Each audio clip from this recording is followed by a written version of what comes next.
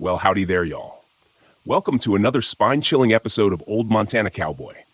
I'm your good old host, Merle, and I'm here to share some downright terrifying stories about park rangers, campers, and the deep, dark woods that'll have you sleeping with one eye open.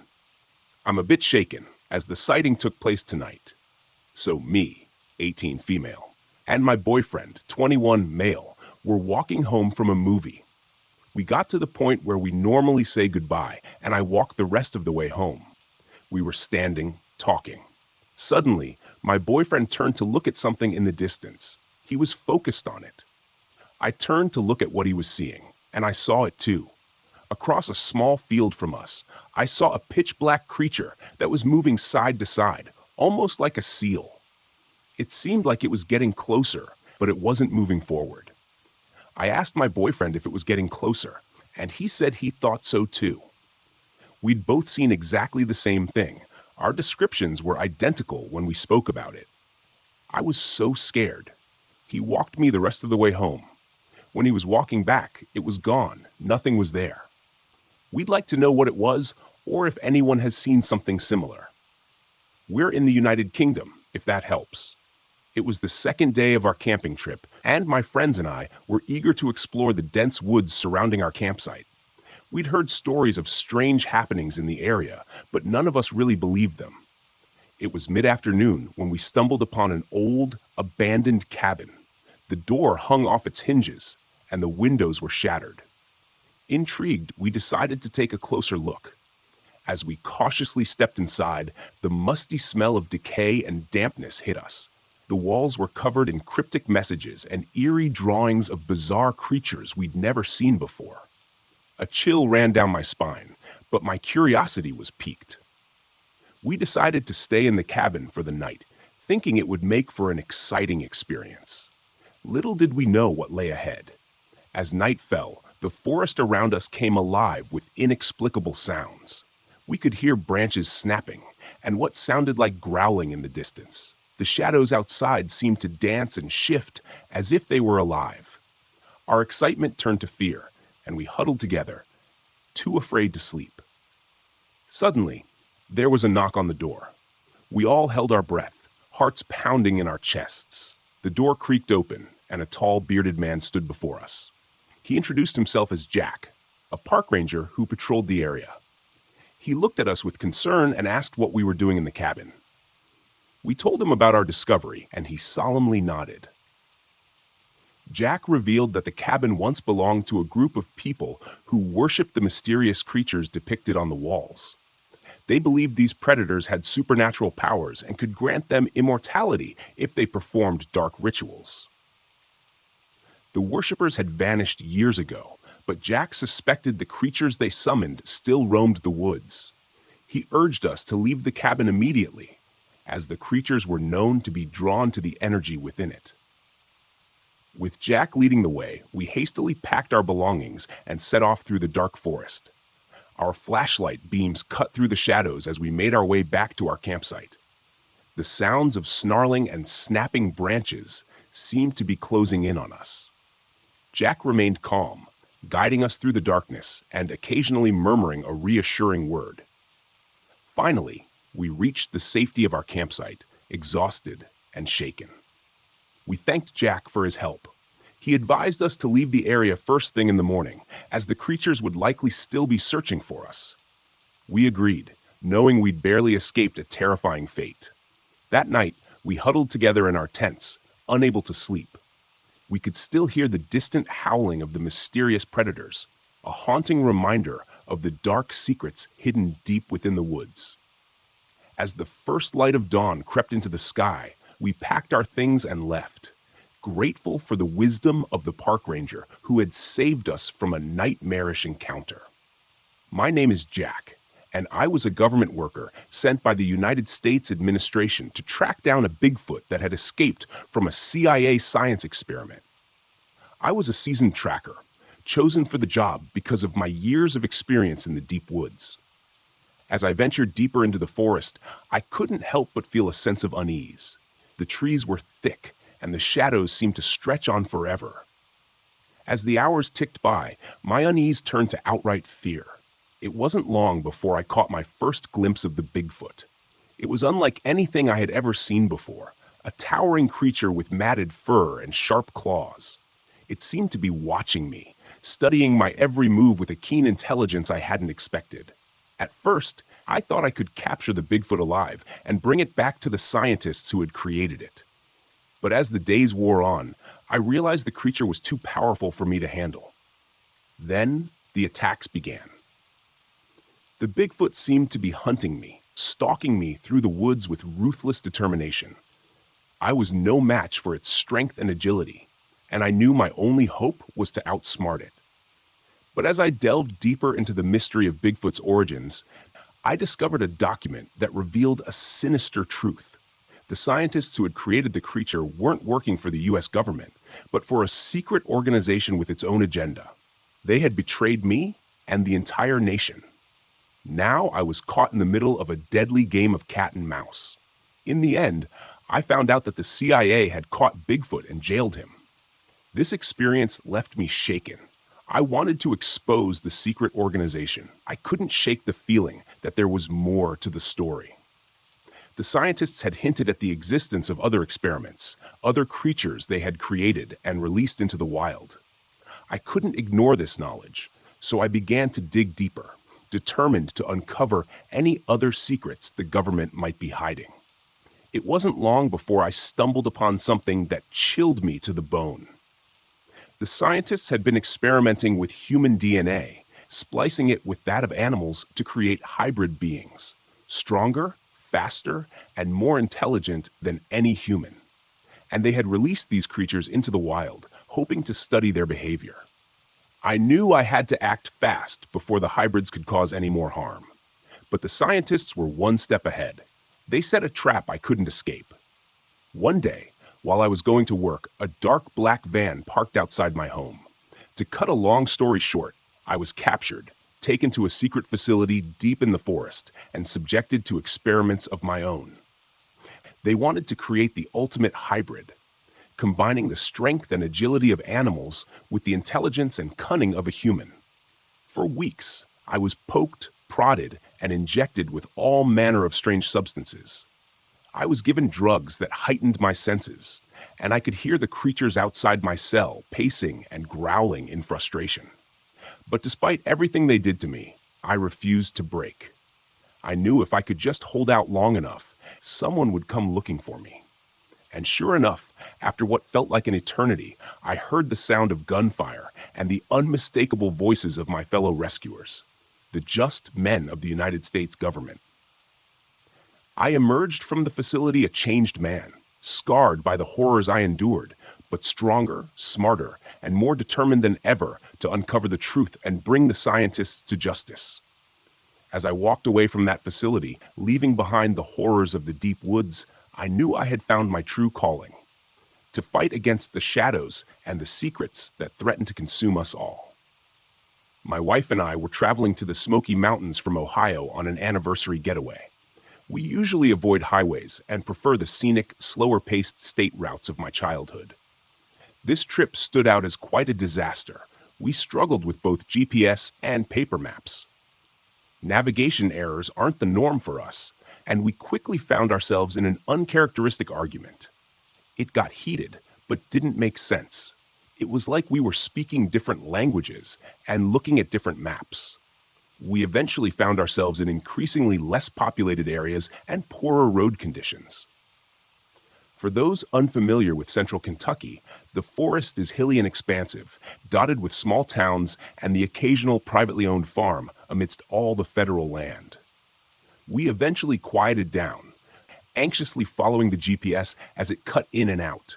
Her anxiety grew until the GPS suddenly chimed, "Turn left now." I responded by reluctantly starting the turn when my wife suggested it must be a shortcut we didn't know about. Upon completing the turn, I slowed.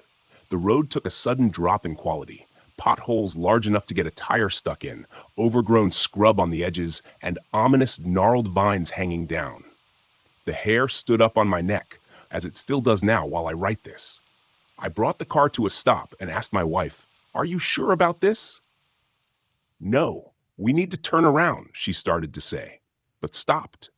She froze, staring at her phone, not like someone frozen in fear, trembling, but completely motionless. I instinctively slammed it in reverse, backing up to return to the course we were on. As we reached the end of our turn, I slammed it in drive, but went nowhere. The rear of our early 2000s Lincoln was lifted off the ground. Before I could process what was happening, something charged from the woods to our right. At first, it was just a large red blur that moved with a speed and grace that seemed unnatural given its grotesque appearance. As it closed the gap, it became clear that it was running on all fours, but only partly so. Its forward movement was agile but uneven, irregularly using its arms along with its oddly bent hind legs. It almost looked like its limbs were still growing. Eventually, it rose to stand on its hind legs, its hands pressed against the glass. Up close, what I thought was fur seemed more like strands of rotting flesh, thick as a shaggy dog's coat, and it reeked overwhelmingly of rotten fish and moss.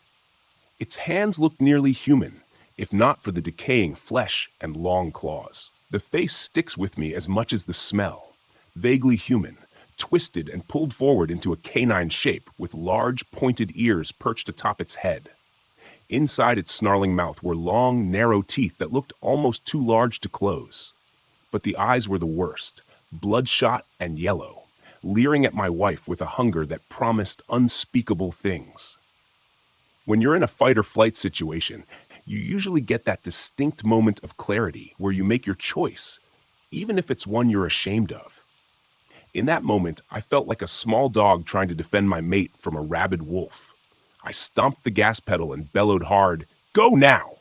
In a series of loud noises that sounded more like barks than human speech, the thing jolted. Suddenly, the rear of the car dropped, leading to a loud peel-out. It kept pace with us, scratching at the car and banging on it until we hit 45 miles per hour, driving wildly through the winding country roads until we finally saw the lights of a town in the distance.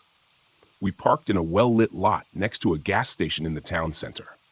We busied ourselves inspecting the car, reluctantly sharing what we thought we saw. She was in tears, sobbing about the pressure she felt in her head, that she had been conscious but paralyzed. Looking under the trunk, I spotted a crack with a lump of rotten flesh dangling from a frame member. The smell was still overpowering, and it sent us into a tear-filled hug as we stared at a piece of the filthy creature, realizing there were likely at least two of them, the one at the window and the one that lifted the rear axle off the ground. Thoroughly shaken, we sat in the car, facing opposite directions, discreetly unpacking our handguns and hiding them under a blanket. We waited until around 9 before setting off toward our destination via the highway. When we were teenagers, a buddy and I were in the woods one night and saw a floating blue light break close to us. This was in northern Ohio, by Lake Erie near Cleveland. We loved walking through the woods at night because of the creepy noises and hard-to-identify animal sounds. That night, we saw a blinking light floating or flying in a hooked J pattern. It was like watching a lightning bug, but a brilliant blue, almost like an LED. There were no other lightning bugs in season, and definitely no other blue lights. It was only a few feet from us in the dark woods. With a bit of moonlight, we could see shadows, as if someone were holding the light. But who would sit alone in the woods waiting to prank random strangers? We watched in amazement and disbelief for a few moments, and then we heard what sounded like an extremely high-pitched giggle. Again, a little girl hiding in the woods at night to prank people? I don't think so. We ran as fast as we could. Anyone know of any blue bioluminescent flying, giggling insects in North America? Let me shift to another story. I grew up and still live in West Texas. There's not much in the way of forests here unless you count the massive groves of mesquite trees, which are surprisingly easy to get lost in. Yes, I've been lost in them more than once. But this story has nothing to do with the woods or even being outside of town. I grew up in a small town of fewer than 2,000 people, rural but still well-defined.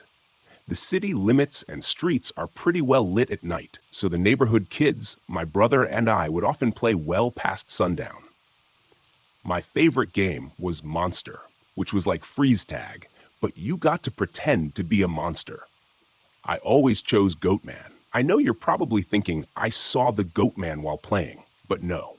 I only knew about the Goatman because my parents had friends out in the middle of nowhere who liked to tell spooky tales. Most of it was just drunk rednecks trying to scare us kids. We laughed more than anything. It was mostly coincidence. Everything I'm about to describe happened well within the city limits, on a Sunday night in July. There was this guy named Kelly who lived in a really crappy single-wide trailer. Think FEMA trailers, but from the early 90s. He was known for being the creepiest person in the neighborhood. Tall, curly brown hair stuck close to his head, and he wore thick Buddy Holly glasses. There were tons of neighborhood legends, haunted houses, a hobo with a butcher knife, etc. But you could have written a book of short stories just about the creepy things people claimed to see Kelly do. People said he dug in dumpsters at night and was seen eating worms or putting them in his pockets. A friend's mom even said she once saw him pick up a road-killed kitten and stuff it down the front of his pants. The fact that adults were part of the rumor mill made it worse. Apparently, he had an older brother named Bo who was mentally handicapped and lived with him, but no one ever saw him. There was an old green bike under the carport that supposedly never moved again after Bo disappeared. Even at 5, I considered myself a rational kid, but I still spread rumors. The only one I never repeated was anything about Kelly, because I was legitimately afraid of him. One night, while my friend and I were playing alone, my brother was at a sleepover. We had the back gate open and were moving between the backyard and the alley. At one point, my friend Alex made a weird oinking noise and asked why I'd made it. I hadn't. I shrugged it off, eager to keep playing. About 30 minutes later, we heard a loud metallic thud from the dumpster. We ran to peek through the gate. Limping across the overgrown lot behind our house was a figure moving with jerky, unnatural motions, like claymation. I got that uncanny valley feeling immediately. Alex, trying to be tough, yelled, "Hey!" twice. The figure spun around almost off balance and began walking toward us with the same jerking motion. Alex had a flashlight around his neck. His mom made him wear it at night. He twisted it on. It was definitely Kelly. He stopped when the light hit him. He was about 20 feet away. His arms looked distorted, normal at the biceps, but tapering after the elbows, drawn close to his chest like chicken wings. He wore a flannel shirt several sizes too small, unbuttoned. You could see multiple teeth on his exposed chest. His nose looked smashed flat like a pig's snout. We stood there, frozen, for what felt like forever. Then he half whooped, half squealed. I ran. Alex ran too. I don't think he stopped until he got home. My parents chalked it up to playing in the dark, but I swear, before bed, sitting on the toilet, I heard sniffing at the bathroom window. Loud sniffing. For the rest of our time in that house, I had anxiety every time I was in that bathroom at night. Kelly became even more reclusive after that. No one believed us. The only time I saw him again was when he was on his trailer roof. I was in the alley with my brother, taking out the cat litter. Kelly stood on the roof, sniffed the air, then glanced toward us, and quickly climbed down. So I asked, what was he? He wasn't Native American as far as I knew. Pale, with curly hair. But after learning about skinwalkers, with the strange speech patterns, and the fact that he was doing God knows what in our dumpster, waiting for us to go away so he could run and hide, what the hell was he? I may write some more about our neighborhood in that area. There were some really strange people. I had been a park ranger for nearly a decade, but I had never seen anything like this before. I was on my usual patrol route when I noticed strange tracks in the woods. They didn't match any known animal species and seemed to lead to an area of the forest that was off limits to the public. As I followed the tracks deeper into the woods, a sense of unease settled over me. Something didn't feel right. The forest was eerily silent, and I couldn't shake the feeling that I was being watched. After a few hours of following the tracks, I stumbled upon a clearing. In the center of it was a small abandoned building that looked like it hadn't been used in years. As I approached, I heard strange noises coming from inside. I slowly pushed open the door, and what I saw sent shivers down my spine. There were strange machines and equipment that I had never seen before. In the center of the room was a large metallic cylinder, covered in strange symbols and markings. Suddenly, the cylinder began to glow, and I was knocked back by a powerful force. When I came to, I knew something had gone terribly wrong. I could hear strange whispers in my mind, and I knew I had been exposed to something I couldn't fully comprehend. Over the next few days, I began to notice changes in myself. My senses were heightened, and I could sense things I couldn't explain. Then, one night, I saw it. A creature unlike anything I'd ever seen before. It was humanoid in shape, but its skin was mottled gray, and its eyes glowed with an otherworldly light. It had razor-sharp claws and teeth. I knew it was the source of the strange tracks in the woods. I tried to catch it, but it was too fast. It tackled me and sent me flying into the woods. Dizzy and disoriented, I tried to get back on my feet. I was in grave danger, but I couldn't bring myself to leave the woods. As the days passed, I began to piece together what had happened. The government had been conducting secret experiments in the woods. I had stumbled upon one of their failed projects. The creature was the result of their twisted work, and now it was loose. I knew I had to stop it, but I couldn't do it alone. I contacted the authorities, but they dismissed my claims as the ramblings of a madman. So I remain in the woods, the Lone Ranger, battling a creature that shouldn't exist. I don't know how long I can hold out, but I do know I won't give up until the creature is captured or destroyed. I'm a female, and this occurred 2 years ago when I was 18. This took place in Maine. Every summer, my family and I go up to camp in Dedham, near Ellsworth. It's about a 3-hour drive from my house. The camp itself is about an hour from the nearest town. I've been going to this camp my entire life. My family owns it, and we've never had an incident like this before. I was watching TV in the middle of the night. Both of my brothers and my parents had gone to bed. I heard a noise coming from the kitchen and realized the dogs needed to go outside to do their business. I took my brother's 2 pit bulls and my Affenpinscher, a tiny dog, outside. After turning on the porch light, I walked around the front yard and let the dogs off leash. It's so incredibly dark in the woods in Maine that the porch light only illuminated the porch and nothing else, so I tried to keep an eye on them. I was momentarily distracted when I saw a loon, a wild bird, on the lake. When I looked back, I saw that the pit bulls were both staring at something in the woods. I couldn't see what it was, but I assumed they had seen a squirrel or a raccoon. Then I realized I didn't see Alfie anywhere. She's an awfully small dog and completely black. I called for her a few times and heard soft whimpering right where the dogs had been looking earlier. I took a few steps in that direction, calling her name again, worried she might have gotten her paw stuck between the rocks or gotten caught in a snake hole.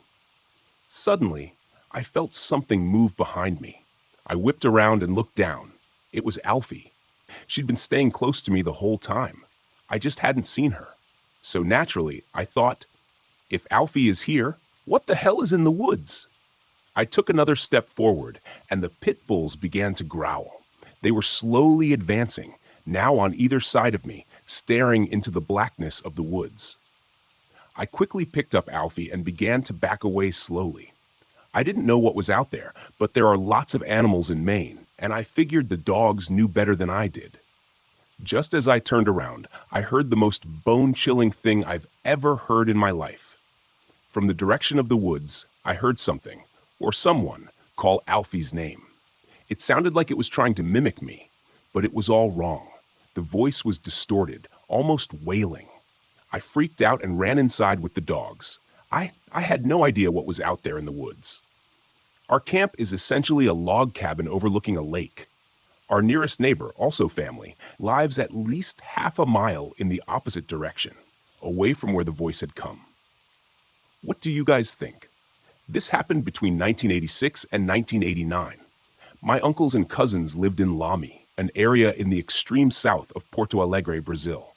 My uncle, now deceased, had a small boteco, a Brazilian restaurant, in that region. At the time, the nearest neighbor was more than a kilometer away. Pastures and century-old trees dominated the landscape. To serve the area, there were 2 buses in the morning and 2 more in the early evening. At that time, there were rumors of a very large animal with the body of a man and the head of a beast seen nearby. People said it attacked both animals and humans. Several people claimed to have been attacked but escaped. Others swore they had lost livestock to the creature. My aunt, very skeptical and dedicated to her children and daily chores, didn't pay much attention to what she called people's inventions. But one day, her disbelief was put to the test. She and one of my cousins were returning home by bus in the dark of night. Less than 10 people were on board. At one point in the journey, something very large came out of the bushes and hit the right side of the bus before disappearing again. The impact startled the driver, who lost control and braked hard, stopping partially in a ditch. Despite the scare, no one was hurt, but everyone was terrified. The driver, irritated and cursing, left the bus to check the damage and call for help. Everyone else stayed inside. A few minutes later, a strange grunt echoed nearby. Witnesses said it couldn't have come from an animal or a human being. Panic spread. People crowded near the conductor's chair. Silence took over. Suddenly, another blow struck the same side of the bus. Everyone jumped and ran to the other side. Some began to cry and pray. One woman lost control. My aunt, afraid but protective of her son, stayed by his side. The bus began shaking violently, as if something enormous was trying to flip it over. Through the windows, they could see a large figure, but couldn't make out details. Then, just as suddenly, everything stopped. Whatever it was began to walk toward the front of the bus, where the door was still open. My aunt was so terrified, she wished for death rather than see what was coming. Before the creature entered, a foul, unbearable stench filled the bus. Everyone fled to the back, huddling into a single mass of terrified bodies. Those who dared to look said they saw a large naked man with dark skin, the head of a goat with massive horns and glowing yellow eyes. He stopped at the turnstile, breathing heavily, then turned and disappeared into the bushes. Sobbing broke out. People were in shock. A few long minutes later, another bus pulled up. The second driver had been called to help. He was informed of what had happened and went to find the first driver, who hadn't yet returned. Fortunately, the man was found walking back along the road after contacting the bus company. The military brigade, ambulances, and even television crews soon arrived. The case was covered for months, with newspaper articles and interviews with witnesses. Search parties looked for the creature's tracks, but nothing was ever found. Apart from a few dead animals attributed to the creature, there was no evidence. Today, that region is populated and very different from how it was then. The mystery of what attacked the bus remains unsolved. Thanks for listening, cowboys and cowgirls. Hope you enjoyed these stories. Tomorrow, we dive deep into the horror of the American countryside. See you then. Can you tell me what time you are listening to this video? How do you feel about my video? If you like, please like and subscribe, and comment to let me know. That is a great motivation for me. Thank you, guys.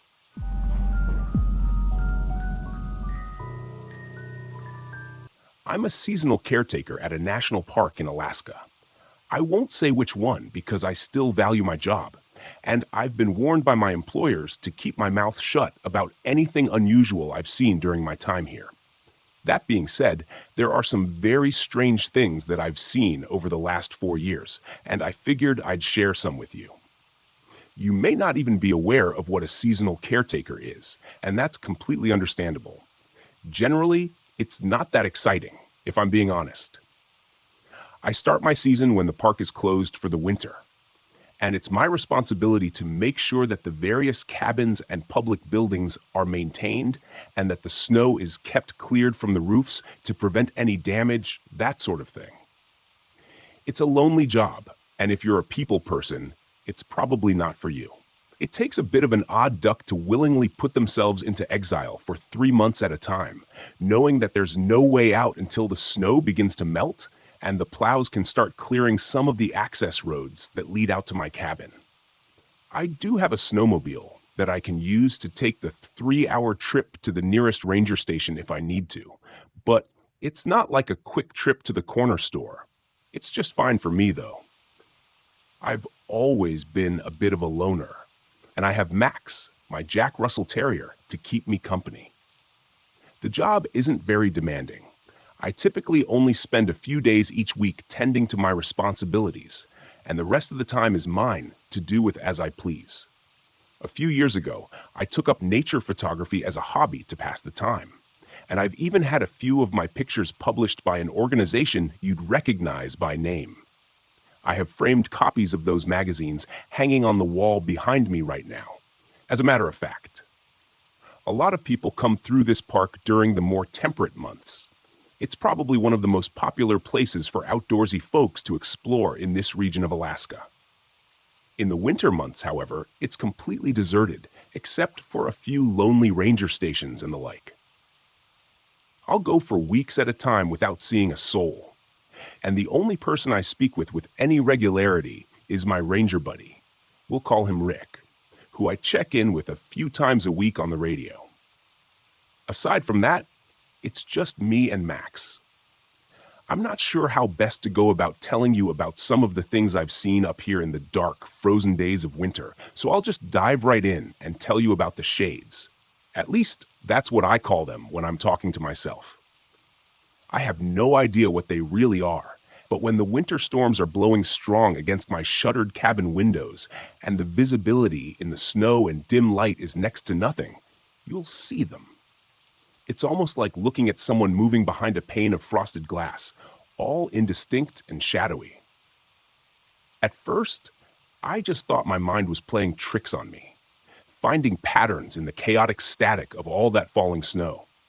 But then I started hearing them as well, like murmurings, just loud enough to hear over the howl of the wind, but too quiet to recognize as any sort of intelligent speech. It's enough to set you on edge. I can tell you that much. They tend to only show up during a heavy snowstorm, and the fiercer the storm, the closer they'll come to the cabin. It's gotten to the point where I'll make sure I've locked all my doors and windows long before nightfall if I know there's a storm coming. One time, during an especially nasty blizzard, I could actually hear them moving around my cabin, like some sort of nightmare parade. That night was bad. At one point, I actually saw and heard the doorknob on my front door turning, all slow and deliberate, accompanied by what sounded like soft scratching on the wooden surface. The worst of it, and I'll swear on a stack of Bibles that it's the truth, was the faint whispering that kept calling my name just on the other side of the door. That went on for an hour or more. Even now, if I close my eyes, I can still hear that cold, hollow voice. It's what I imagine a person would sound like if their soul were ripped from their body. I suppose I'm being a little overly dramatic, but it's the only way I can describe it. Alive, but also lifeless. I don't know a better way to explain it. No reason to dwell on it, I guess. I will say that I'm not sure what would have happened if I hadn't remembered to throw the deadbolt that night. I'm not interested in finding out. But thinking about it makes me anxious. I mentioned it to Rick the next day, after the storm had quieted and I could get a radio signal out. I expected him to laugh at me for letting myself get all spooked by the dark, but he didn't. He very calmly and firmly told me that it was better not to talk about them at all, and to just make sure I kept myself locked up nice and tight when the heavy snowstorms came. I tried to prod him for more information, but he just refused to elaborate any further. The only thing he would add was that not everything sleeps when winter comes on up here. I have to admit, he creeped me out even more with that little zinger. He definitely knows something about them, and I'm going to try to pin him down one day and get more information. The next thing on the list is the car graveyard. I kid you not, if you explore far enough off the beaten trail out here, chances are pretty good you'll find one. A car or truck just inexplicably deposited in the middle of backwater Alaska. Like that makes any sense at all. The first one I ever saw was an early 2000s BMW coupe, looking like it was just off the showroom floor. except for the fact that half of it was embedded in an old spruce that had probably stood there since before cars even existed. It almost looked like the tree had grown around the car, or maybe the car had been interposed into the tree. I don't know how it's possible. I just know that it was there. I've seen a few of them during my time here, sometimes trapped in the trees like that BMW, and sometimes just sitting in the middle of an open space of ground. Every one of them looked like they were fresh off the road, and none of them had any logical way they could have gotten out there, even without the whole stuck in the trees part. The most unnerving thing about the cars, though, is the clothing. I've stopped looking and just tend to avoid going anywhere near one if I see it. But the first time I saw one, my curiosity led me to check it out. I tried the doors, but they were all locked. When I looked in through the windows, though, I saw the damnedest thing. In the front seats, it looked like someone had laid out clothes, pants, shirts, socks, shoes, the whole deal, and strapped the seatbelts around them. It was like the people in the car had just vanished mid-drive, leaving their clothes behind just the way they'd been wearing them. Eerie is one word for it, but if I'm being honest, it scared the hell out of me. The other thing about the cars is that you won't find the same one twice. When I saw that first BMW, I came back out the next day with my camera to take a picture of it, but it wasn't there anymore. I thought I'd simply forgotten where it was, or I'd gotten turned around. But then I saw my boot prints in the snow from the day prior, and I knew I was in the right spot. I tried to report this to the Rangers as well, but Rick told me they wouldn't even send someone out to investigate them anymore. By the time anyone got there, they'd be gone. Apparently, reports of this sort of thing have been coming in periodically over the last 20 or 30 years, and nobody knows anything about them. He did tell me that one of the Rangers had found one once, a school bus from Texas, if you can believe that. In each of the rows of seats were piles of empty clothes, with the exception of the driver. The ranger that found it said the driver was sort of there, but not really, almost like a blurry hologram frozen in time. He said the driver, an elderly man, looked like he was frozen in some terrified scream, all wide-eyed and gaping-mouthed. The ranger tried to get into the bus using the rear emergency door, but when he got the door open, a loud buzzing sound filled his ears, and a high-frequency vibration ran through his body like an electric shock. He said the closer he got, the more intense the sound and sensation became. Before he could take even a step inside the bus, it grew so strong that he thought he was going to pass out. The best he could describe it was like when you have two strong opposing magnets that you're trying to push together. The more you push, the stronger the resistance becomes. He said it was almost like the universe was somehow keeping him out of that bus, like he didn't belong in it. He stumbled away from it and spent the next day in bed, sicker than a dog. When he came back out a few days later with some other Rangers, the bus was gone. I can't really speak for the buzzing and vibrating personally. I just know that I avoid them whenever I see them. They're just not right. The last thing I'll tell you about is the bridge. About a mile or so away from my cabin, along a maintained footpath, there's a rope bridge that crosses a deep ravine. To the side of it, there's a bit of rock jutting out that's used as a kind of observation point. You know what I mean? Where hikers will stop and take selfies along their trek to post to Facebook or Twitter or whatever. The Parks Department even went through the trouble of installing handrails along the edge of it to prevent anyone from falling to their death. Of course, there aren't any hikers here during the winter season. The park is technically closed, and all roads leading into the area are blocked by chains to prevent anyone from driving in and getting into trouble with no possibility of rescue. I hike down that path probably once a week, looking for new photo opportunities to occupy my time. It's a beautiful walk, and the whole landscape seems so crisp and fresh without people tromping all over it. I've gotten some incredible shots of the bridge, but I don't dare step onto it when it's this cold. The boards are constantly frozen and slick with ice. I'm pretty sure it wouldn't take much of a misstep to fall on my ass and slide out from under the waist-high rope handholds. I'd be falling 200 feet to the rocks below before I even realized what was happening. Here's the weird part, though. Invariably, when I reach that bridge, I'll find multiple sets of footprints leading up the rocky outcropping, but none of them leading away from it. They come from all different directions, some from the path and others straight out from the trees, but they all seem to stop at the edge of the ravine. They're various sizes and stride lengths, some of them very small and others so large they have to have been made by some massive hulk of a person. The first time I saw them, I was afraid that some trespassers had gotten too close to the edge and fallen over. But when I spent the better part of a day making my way carefully to the floor of the ravine, I couldn't find any sign that anyone had been there besides me. I'll be the first to admit that I'm no tracker, but even I can tell when footprints in fresh snow lead to a place and don't return.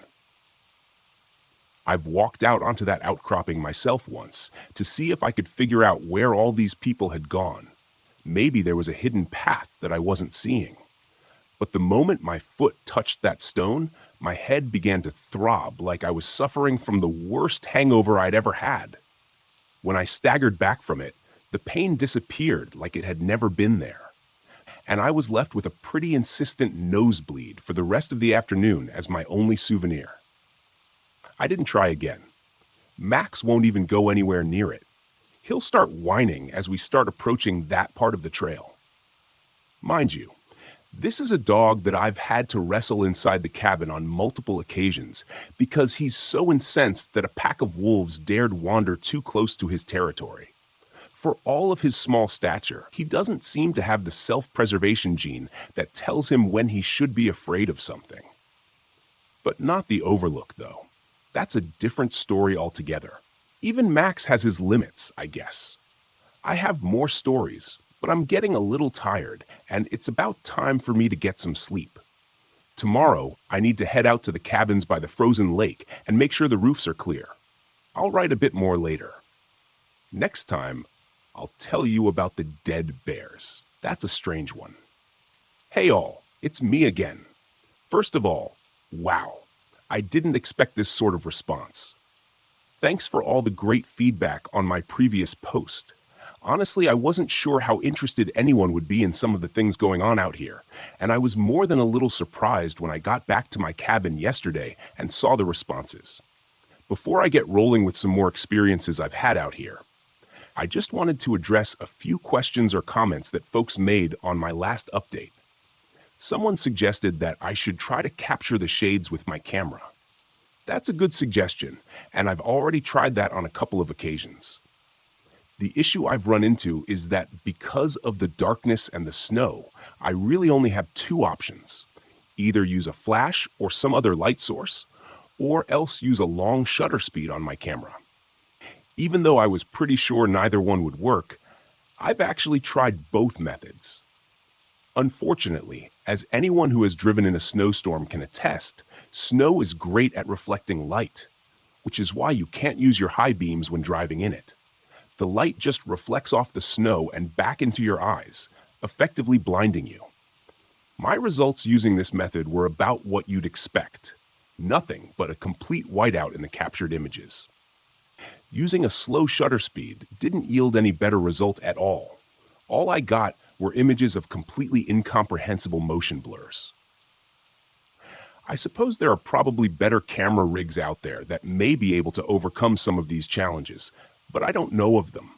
Even if they do exist, they're probably well outside my budget. The National Park Service doesn't exactly pay seasonal caretakers in gold bullion. There was also a concern that even though I'm trying to remain anonymous, I've given away enough details about myself that my employers could easily identify me. Don't worry about that. Firstly, there are more than 20 national parks in Alaska, covering over 50 million acres of land. Believe it or not, it actually contains the majority of the national parkland in the entire United States, something like 65% of it. As you can imagine, there are a lot of folks spread out across the state doing similar jobs to mine. It's hard to envision exactly how expansive Alaska is and how much of it is covered with stark wilderness until you've been here and seen it for yourself. I guess I didn't have the faintest clue before I got here from the lower 48.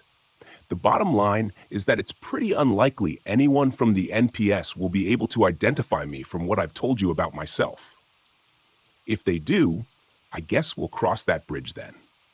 Finally, someone asked me about the license plates I've seen on some of the vehicles that mysteriously appear out here in the wilderness, and whether they were all from one area or from all over. I've previously mentioned that I tend to avoid them if I come across them anymore. But I can tell you that the first car I ran across, the BMW, had a European-style license plate on the front. I assumed at the time it was just one of those trendy plates that folks in the US sometimes put on the front of their European cars for decoration. But it's possible that it was legitimately from somewhere in Europe. I'm not sure.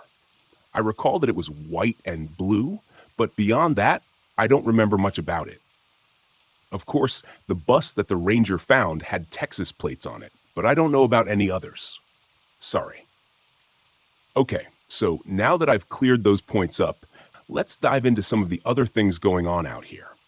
Since I mentioned it in the previous post, I'll start off with the bears. So you probably know this, but Alaska has some of the largest and most dangerous bears in the entire world. Fortunately, the Kodiak and the polar bear aren't generally found inland up here, but we still have more than our fair share of grizzlies and large black bears, both of which are apex predators and will make quick work of the unwary or unprepared. Now, since my contract covers the colder winter months, most of these bears are hibernating during my time here.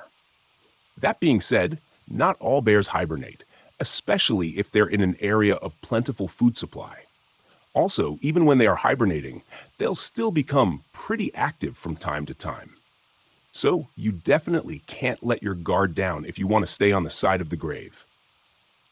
It's a pretty safe bet that anyone who works up here, especially alone, tends to carry a rifle as well as a large caliber handgun whenever they're outside of their cabin.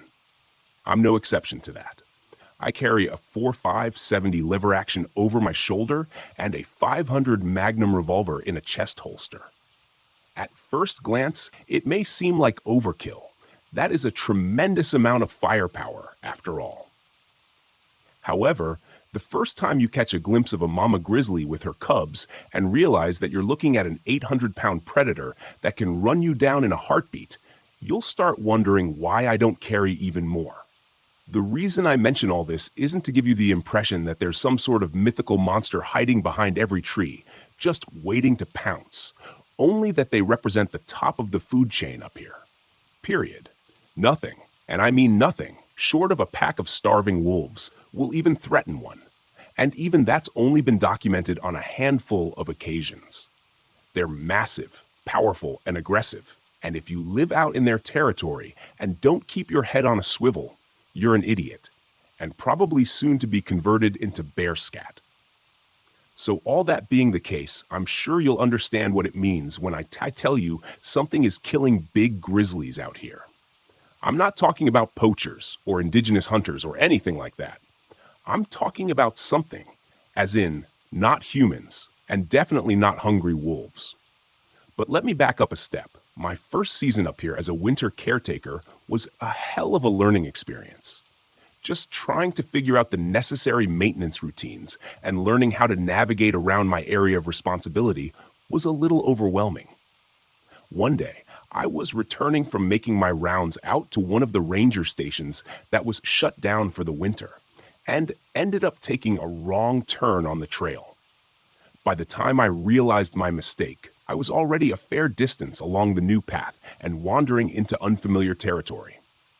Just as I was getting ready to turn around and retrace my steps, I topped a rise and was suddenly faced with the unmistakable form of a grizzly, not 30 feet along the path ahead and facing away from me. I've got to tell you, I almost pissed myself as I fumbled to unsling my rifle from my shoulder. It's a damn good thing I didn't actually need it at that moment, because I discovered to my dismay that I had stupidly slung my shoulder pack over top of the rifle sling, effectively trapping it against my body. Stupidity and complacency are what get you killed out here, folks. And I could have been a perfect example of both at that moment. As it turns out, the bear wasn't moving. It was just standing there, perfectly still, its hindquarters facing me. And I knew instinctively that something was wrong with it. Giving up on my rifle, I grabbed my handgun from its holster and cautiously approached the grizzly, my eyes intent on the bear and prepared for the slightest hint of movement.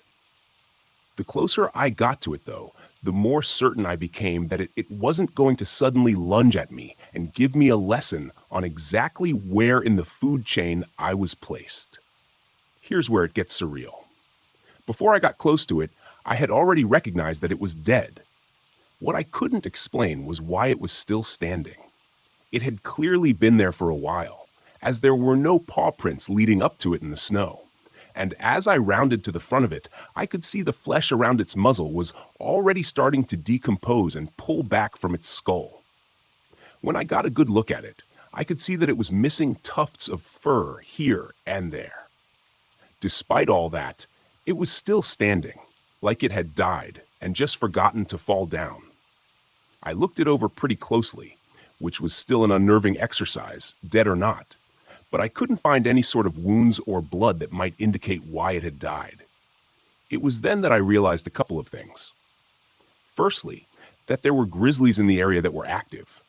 And secondly, nothing had scavenged the carcass. To say this is unusual is an understatement. Most of the top carnivores in this area, including wolves, wolverines, and foxes, supplement their diets by scavenging on carrion.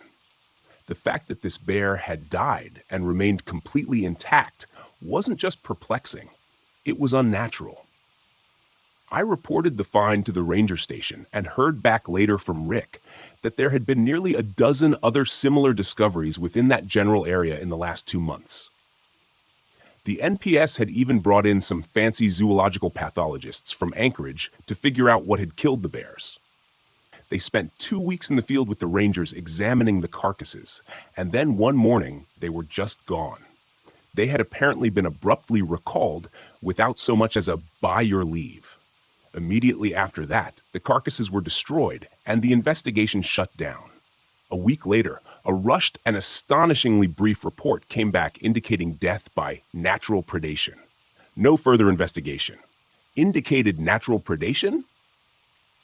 I'm not sure how a predator could have killed the bear I found without leaving a single mark on it or a trace of blood, let alone somehow keep it standing upright after death, and then deciding it wasn't even going to feed on the kill.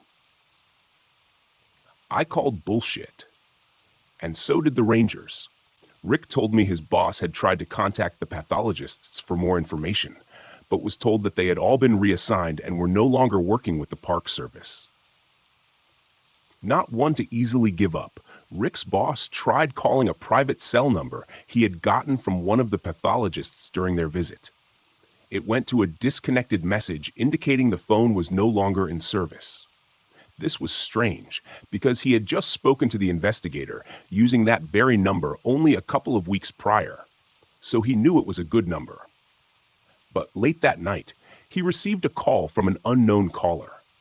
When he answered it, he recognized the hushed voice of the pathologist he had befriended, sounding like they were whispering into their phone. "Leave it alone. Forget about it," was all they said before the line went dead. He tried calling the number back several times, but it just went to dead air each time. That was the last time he heard anything about it. He tried following up within NPS, but somehow nobody was able to find the records that such an investigation had ever existed, or even that any reports of the dead bears had been filed in the first place. Rick told me that for a while it was all his boss wanted to talk about. It had become like a splinter in his hand that he couldn't ignore. He called anyone he could think of in the chain of command at the NPS and any other agencies he thought might be able to provide some clue about what was going on. But he couldn't make an inch of headway. Then one day, he just stopped talking about it, like a switch had been thrown. One evening, Rick and his boss were having beers at the local bar after their shift and talking about how strange the whole thing was. Then, the next morning, his boss walked in looking a little shaky and out of sorts, went into his office, and closed the door. He didn't say 2 words to Rick that day. He never mentioned the incident again. A few times Rick had brought it up in conversation later on, and his boss just brushed the whole thing off and changed subjects, looking very uncomfortable about it. I don't know what happened, but if I had to guess, I'd say his boss was probably digging into something that wasn't meant to be dug into, and someone convinced him it was better if he just forgot about it. Look, I'm not some conspiracy theorist nutjob, okay? I just know the whole thing stinks to high heaven, and I'll just leave it at that. The other thing I'll tell you about today is what we call the Witch's Lodge. I'm not sure what it was originally. It's really not much more than a single-room log cabin built out in the deep bush. I've seen it a couple of times and been inside once. It's a bit of a hike from my post and not easily reached even by snowmobile, so I don't get out that way very often. Old abandoned cabins aren't really that unusual up here. You'll trip across them from time to time, although most aren't much more than a few walls and a collapsed roof after years of harsh Alaskan winters. The Witch's Lodge is a little different, though. As far as I'm aware, nobody's lived there in a long time, but whoever built it must have known what they were doing, because it looks every bit as solid and maintained as my own cabin.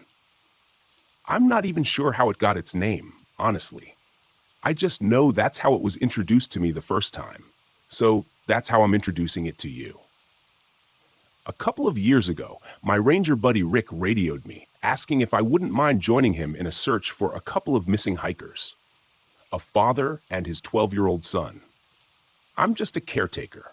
I don't normally participate in ranger or search and rescue related activities, but apparently there wasn't anyone else available to accompany him that day. He had gotten a lead that the hikers may have been heading into my section of the park. In search and rescue efforts, especially during the dark Alaskan winters, finding someone quickly is critical if you want to find them alive. So he wanted to follow up on it sooner rather than later. Of course, I couldn't exactly refuse to help him, especially not when one of them was just a kid. A couple of hours later, I found myself trailing behind him through the knee-deep snow. We moved along a semi-familiar path for a while before turning left at a fork and starting along another trail I wasn't familiar with. He seemed like he knew where he was headed, like he had a particular destination in mind, and we didn't really talk much during the hike. We stopped a couple of times to rest and sip some hot coffee from our thermoses, but even then, we were both quiet. I think there was some sort of dark cloud hanging over his mood. I could see it in his narrowed eyes and drawn brow. It was infectious, and soon started manifesting itself in the back of my own mind. An hour later, we came across the place. I was surprised to see this perfectly preserved little cedar log cabin just sitting out there among the trees, looking for all the world like someone would come walking out the front door at any moment. Something about the place seemed off, though. Somehow, I knew that nobody lived there, that nobody had lived there in a long time. I can't explain it, but in that moment, I had this strange feeling that we weren't welcome there, like something was telling me to turn around and head back while I still could. Before I had a chance to open my mouth about it, Rick turned to me and pointed toward the closed front door, where I could clearly see boot prints at its threshold. "Come on," he said over the wind that had just blown up, and I could see the grim set to his expression before he turned away and started toward the door. I noticed that he had drawn his handgun, so I did the same, though I had no idea why. We reached the entryway to the cabin. He put his hand on the latch. Before he lifted it, he paused and looked back at me with that same dark expression. "We're going to have to look inside," he said. "There's nothing to be found in there? Fine, just turn around and head back to your cabin for a couple glasses of whiskey by the fire. Maybe the other groups will find them." But his eyes fixed hard on mine.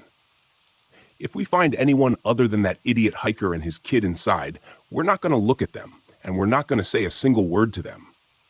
Understand? Even if they talk to us first." I nodded at him, more confused than anything else, but that wasn't good enough.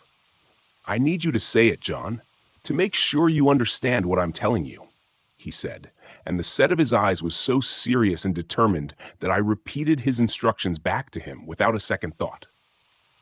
When I did, he gave a brief nod and lifted the latch, pushing the door inward. We stepped through the doorway and into the darkened room beyond. As soon as we did, I was overwhelmed by the stench of decay, mixed with the strong scent of herbs and something else, something sickly, riding just under the surface of it. My eyes had just started to adjust to the dim light of the interior, and I was able to make out the sparse furnishings of the room, an old rickety table with a solitary low-back chair in front of a cold stone fireplace along the far wall. I thought I could just make out a cot, but I couldn't be sure. "Damn it, it's happened again," Rick said, almost under his breath, and the tone of warning in his voice drew my attention immediately. I turned to find him kneeling next to the desiccated husk of a man's body, dressed in gray snow pants and a red down jacket, slumped back against the wall.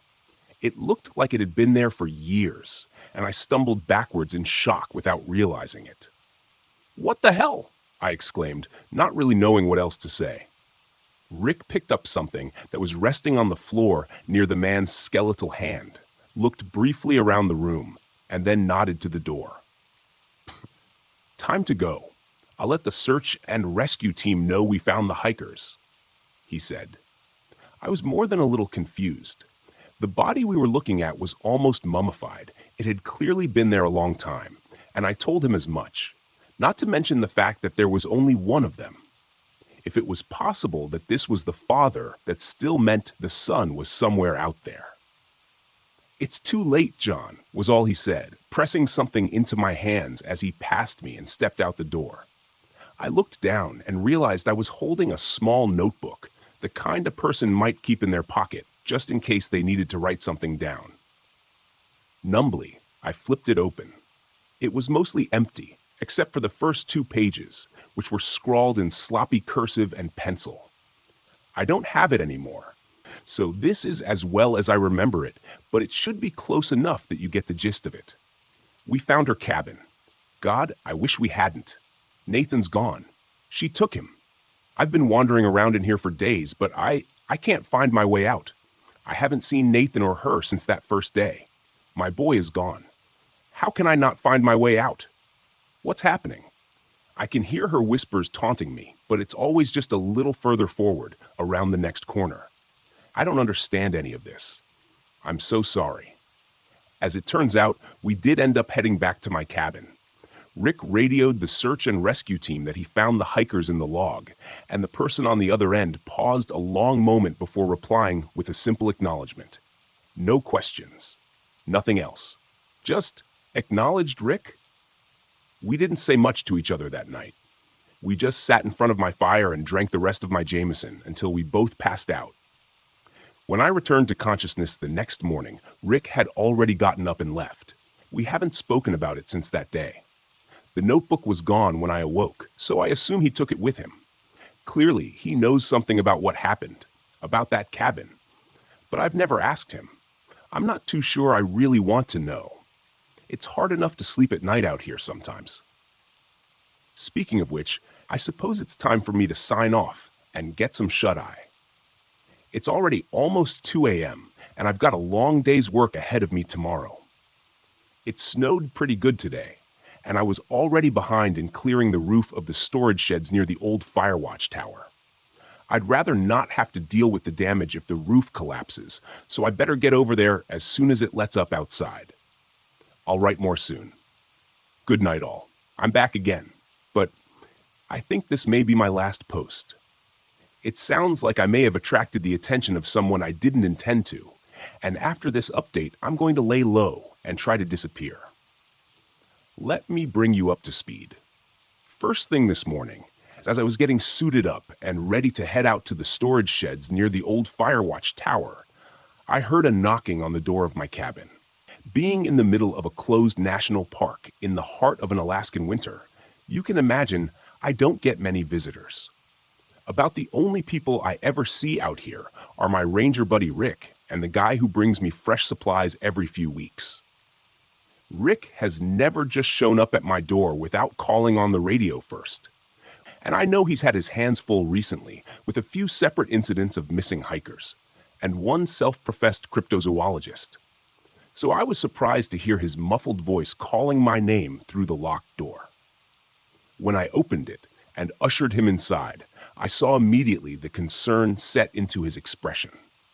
Without a word, he stepped over to the fireplace and warmed his hands in front of the freshly smoldering log I had just added. "Hell, Rick, you gave me a bit of a start," I told him with a small chuckle, trying to lighten the air a little. Something was up, and I had a sinking feeling that it might have something to do with me. He turned away from the fire and looked at me a long moment in silence before speaking. "I got a call last night, John," he said. His face was creased with a frown. I couldn't tell whether it was one of worry, muted anger, or maybe a combination of both. "Oh, yeah?" I replied, trying to keep the tone as casual as I could. He pulled the wool cap off his head and ran a hand over it, smoothing out his short, neatly trimmed hair. "Yeah, so did a few other rangers, apparently." I nodded and took a sip from my coffee, feeling more uncomfortable by the moment. "What about? What do you think was about me?" He pointed at me with his cap. "You've attracted someone's attention with your little stories you've been posting online." "My stories? What stories?" I said evenly, feigning innocence. I hadn't discussed these posts with Rick since I started updating them. Sure, we chatted about the possibility of me doing some in the past, but I hadn't told him that I'd actually written them. As far as he knew, I was just blowing smoke.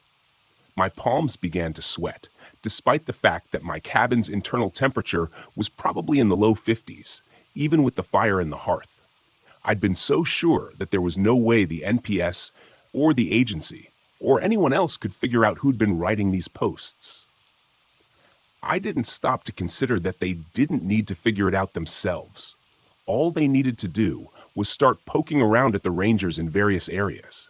See, there's no way that anyone who wasn't intimately familiar with this area could have identified it just by the details I'd given. I'd even made sure to change the names of places and alter the descriptions of some of the events a little, just to try to make it that much more impossible for anyone to figure out who exactly or where I was. In retrospect, my mistake was obvious. If I was trying to identify the source of these posts, I'd probably go directly to the rangers who knew the territory even better than I do. I made the mistake of thinking that my friendship with Rick was strong enough for him to look the other way, to cover my ass. See, the Witch's Lodge isn't really known by that particular name around here. I just made that up as an alias for its real one. But I'm sure Rick would have been able to identify it immediately by reading what I'd written about it. The same goes for the other stories, too. And I'm also pretty sure that the other rangers would be able to recognize them for what they really were. Now that I'm really thinking about it, shit, I fucked up good this time. Okay, so here's the deal. There are things that happen out here, more than I've told anyone about, more than I was ever planning on alluding to in these posts. Things that they do out here, and things they definitely do not want anyone to know about. I thought I was being so clever by sharing this with you all and disguising the details enough that they couldn't be deciphered and traced back to me. Shit. Rick tilted his head at me and gave me one of those looks that told me he wasn't in the mood for any games right now. "You know the stories I'm talking about, John," he said in a flat tone. "The ones that I've told you time and again were a bad idea. The ones that I told you were going to get you into trouble." I tried to shrug it off, downplay it. Hell, they were just a few stories on the internet, Rick. I was just having a little fun. Gets lonely out here. We go stir-crazy sometimes. You know that. "Yeah, well, these little stories have stirred up trouble for us both," he said, settling his hat on the chair and turning away from me, back towards the fireplace. They know who wrote them. They know who you are. I just stood there in shocked silence, mouth hanging open as I stared at my friend's back. Sudden comprehension flooded my thoughts. My eyes grew wide. You told them? I asked, stunned. How could I have been so naive? Rick had a job to do. We all had jobs to do out here. We all had people we answered to. We all knew the score. He didn't turn to face me, but I could see his head fall a little in resignation. His face was probably twisted up in frustration at my recklessness, at the position I'd put him in, if I had to guess. I hope there was a little regret there too. I'd like to think that our friendship had been real enough. What did you expect? That they'd just look the other way again? This isn't the first time you pulled this shit, John, he said, glancing over his shoulder at me. I could see the darkness in his eyes in that brief moment, the resolve that had turned his features to stone, and I knew what was coming. The crackling of the flames from the fireplace almost covered the quiet sound of a fastener being unsnapped, but not quite. He was quick, but I had the advantage. Before he even had the chance to spin around to face me, my magnum was out of its holster and thundering with unimaginable violence in the small confines of the cabin. The air filled with acrid smoke, and the after-image of the muzzle flash glowed in my eyes, superimposed over the dim firelight. Rick staggered to his left, his own handgun falling to the floor, as he reached up to clench the blackened hole in the chest of his jacket, which was now already growing red from the terrible wound beneath. He looked up at me, and I could see the realization in his eyes of what had just happened. He reached out to steady himself against the mantel, gasping for breaths that now had a horrible wet rattle to them. "I'm sorry, Rick," I said, grabbing my pack from beside the door and slinging my rifle over my shoulder with trembling hands.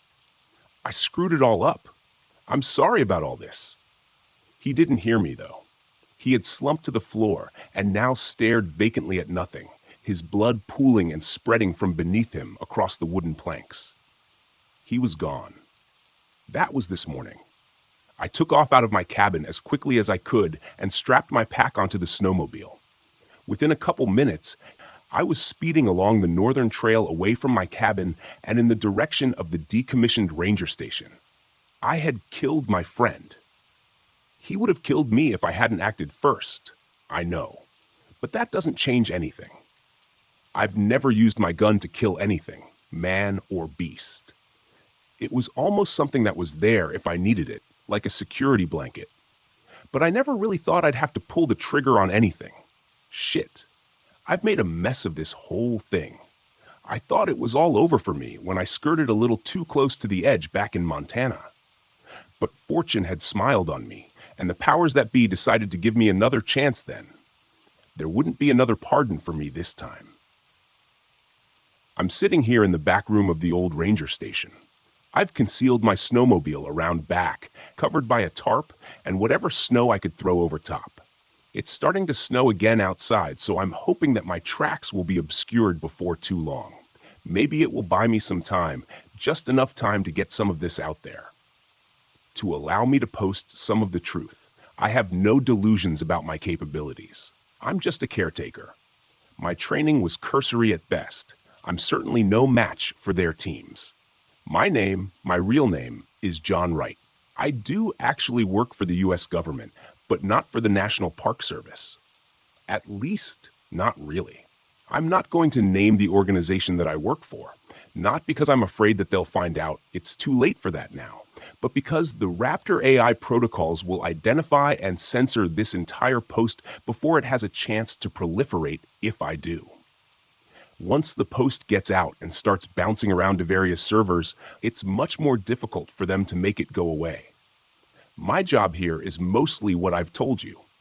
That part's true. But that's mostly just busy work.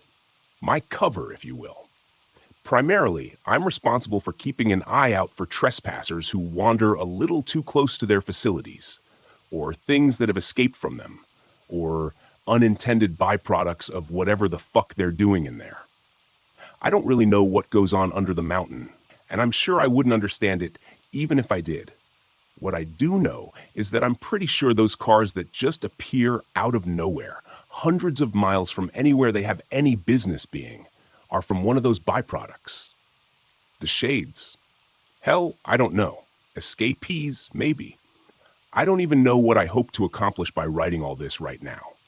Maybe it's my way of trying to make it right. Maybe I just want to make sure there's something left of me for anyone to remember. When I posted here 3 years ago, I saw the entrance to the facility. It's about 10 meters from my cabin, bored directly into the base of a mountain. I have no idea how big it is inside or how many people are in there. But I know that there were a lot of big military helicopters flying in and out at the beginning of the seasons here. I assumed they were transporting researchers, equipment, or whatever. It just hit me that if Rick had shown up at my door a half hour earlier, I would have been just finishing my breakfast instead of fully geared up and ready to head out for the day. I wouldn't have had my holster strapped to my chest, and I'm certain I'd be the one lying in a pool of my own blood right now. Shit. Concentrate. Damn it. I don't have time for this. I don't know what the communication protocol was that Rick was supposed to follow after he took care of me, but I assume someone was waiting for his report to confirm that I'd been silenced. I have to believe that by now they know something has gone wrong. There's probably a team at my cabin right now. It hasn't been snowing long enough to cover my tracks, unfortunately, which means they'll probably have no trouble figuring out which direction I took. It's only a matter of time before they show up here. Then it's all over. Right now, I'm typing this on my notebook computer and relaying it through the Ranger Station communication network. I'm surprised they haven't locked down the firewalls yet. I fully expected to get cut off from the world once I got here. Small blessings, I guess. At least I can get this out there still. You've probably gathered by now that most of the Rangers around here aren't what they seem either.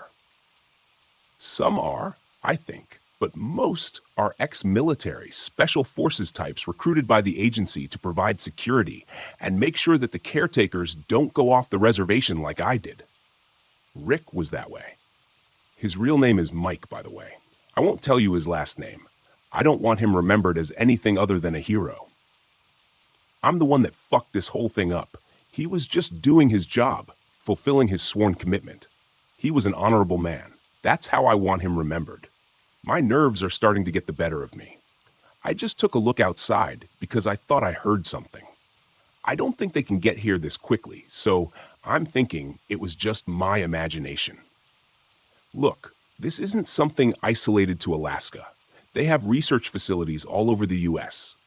The last one I was at was in Montana, but I know there are others spread across the states. Wyoming, Texas, Kentucky, South Dakota. Hell, they're everywhere. They like to build them in national parks, especially those with huge amounts of wilderness. It ensures a reasonable amount of privacy without drawing the sort of attention that places like Groom Lake and Cheyenne Mountain have. Those two places are basically tourist attractions at this point. But man, once they tried out Alaska, it was like they hit the jackpot. The whole area is so remote and uninhabited that they're virtually guaranteed isolation and secrecy to do whatever it is they're doing in there. Did I tell you about the man I found once, half integrated into a boulder? I don't think so. He was wearing a lab coat, but the only parts of him that were accessible were his right arm and shoulder and the back of his head. The rest of him was somehow inside of it, which was probably for the best. I'm sure he died pretty quickly.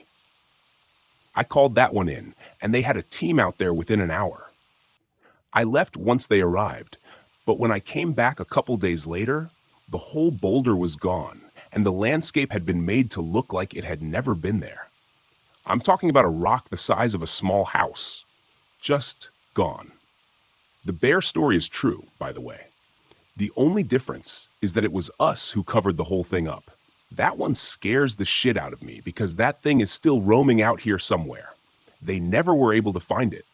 Hell, they lost 12 men just trying. Same story as the bears, by the way. We found the teams down near the runoff gully just standing there, dead. You've never seen a nightmare until you've seen a dozen armed corpses just frozen in place. By the time we found them, they weren't much more than gray skins stretched over tight skeletons. But there they stood, looking like some goddamn zombie army out of a horror movie. I saw it once, I think. The thing that did it. It was about the size of a tall, thin man, but the shape was all wrong. The joints bent in strange ways, and the head was something that reminded me of a praying mantis. It was covered in black and gray mottled skin that looked sort of like scales, but not quite. I don't know. I'm just a caretaker. I came across it while out making my rounds one day. It was clamped onto the back of one of those big grizzlies, arms and legs wrapped around it like it was some sort of monstrous insect or something. The bear was just standing there, making the most god-awful screams you've ever heard, like it was being burned alive or something. But it wasn't moving. It was just standing there, perfectly still, while this thing did whatever it was doing. Feeding on the bear, somehow, I guess. I hid behind a tree and nearly pissed myself. I thought for sure it was going to hear my panicked breathing and come for me next, but it didn't. Eventually, the bear stopped making that terrible crying sound and went quiet. A few minutes later, this thing unwraps itself from around the grizzly, takes a few steps toward a big pine tree, and just vanishes. Only, it didn't really vanish. I nearly stepped out from behind the tree to take a closer look at the bear when I realized it was still looking at that thing. Only its skin had camouflaged itself perfectly into the background, taking on the exact coloring and pattern of the snow-covered pine. I mean, perfectly. The only reason I was able to see it was because part of it, one of its appendages, I think, was still slightly protruding away from the tree. It was this break in the shape of the tree that caught my attention and probably saved my life. I must have stood there for another hour before it finally took a step away from that tree, its surface returning to the black and gray splashes of color. When it moved, it was like a stalking spider, slow and deliberate, graceful and ungainly all at the same time. It was a fucking nightmare, is what it was. It took a few steps closer to the bear. Like it was trying to figure out whether this was some sort of new prey or whether it was something already used up. Like it had forgotten about it and was just looking for its next meal. After that, it glided down the trail without a sound, thankfully in the opposite direction of my hiding spot. I waited another hour before daring to move an inch. And when I did, I hauled ass back to my cabin, locked the door, and radioed the whole thing into Mike. They sent a team out, but never found anything other than the bear, which they very quickly made disappear. While I'm sharing my sins, by the way, the real rangers, the ones that originally found the dead bears and reported it to the NPS, well, you won't find them anymore. There were 3 of them that worked with the researchers, just like I said in my story. But a week after the researchers left, all 3 of those rangers somehow wandered off trail during a snowstorm and died of hypothermia. Yeah, right. Hypothermia. You'd think that the agency could at least use a little imagination when they come up with these stories. I know this whole thing took a sudden sharp right turn on you guys, and I'm sorry about that. I'm out of time, though. No more time for pretexts or lies. The bottom line is, you're better off staying out of the parks. Go see a movie. Go for a drive. Play video games. Whatever. I suppose even state parks are probably safe enough, but I wouldn't chance it. The shit I've seen. What they've done. Okay, I'm pretty sure that wasn't my imagination that time. Time to upload the post. If I'm mistaken and I have more time, I'll just send an update. But I want to make sure this gets out there before they stop it.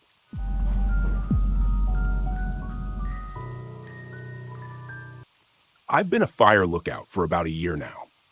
I spend most of my life alone in a small, window-lined, one-room shack atop a steel and wood-frame tower in the middle of the Great Smoky Mountains National Park.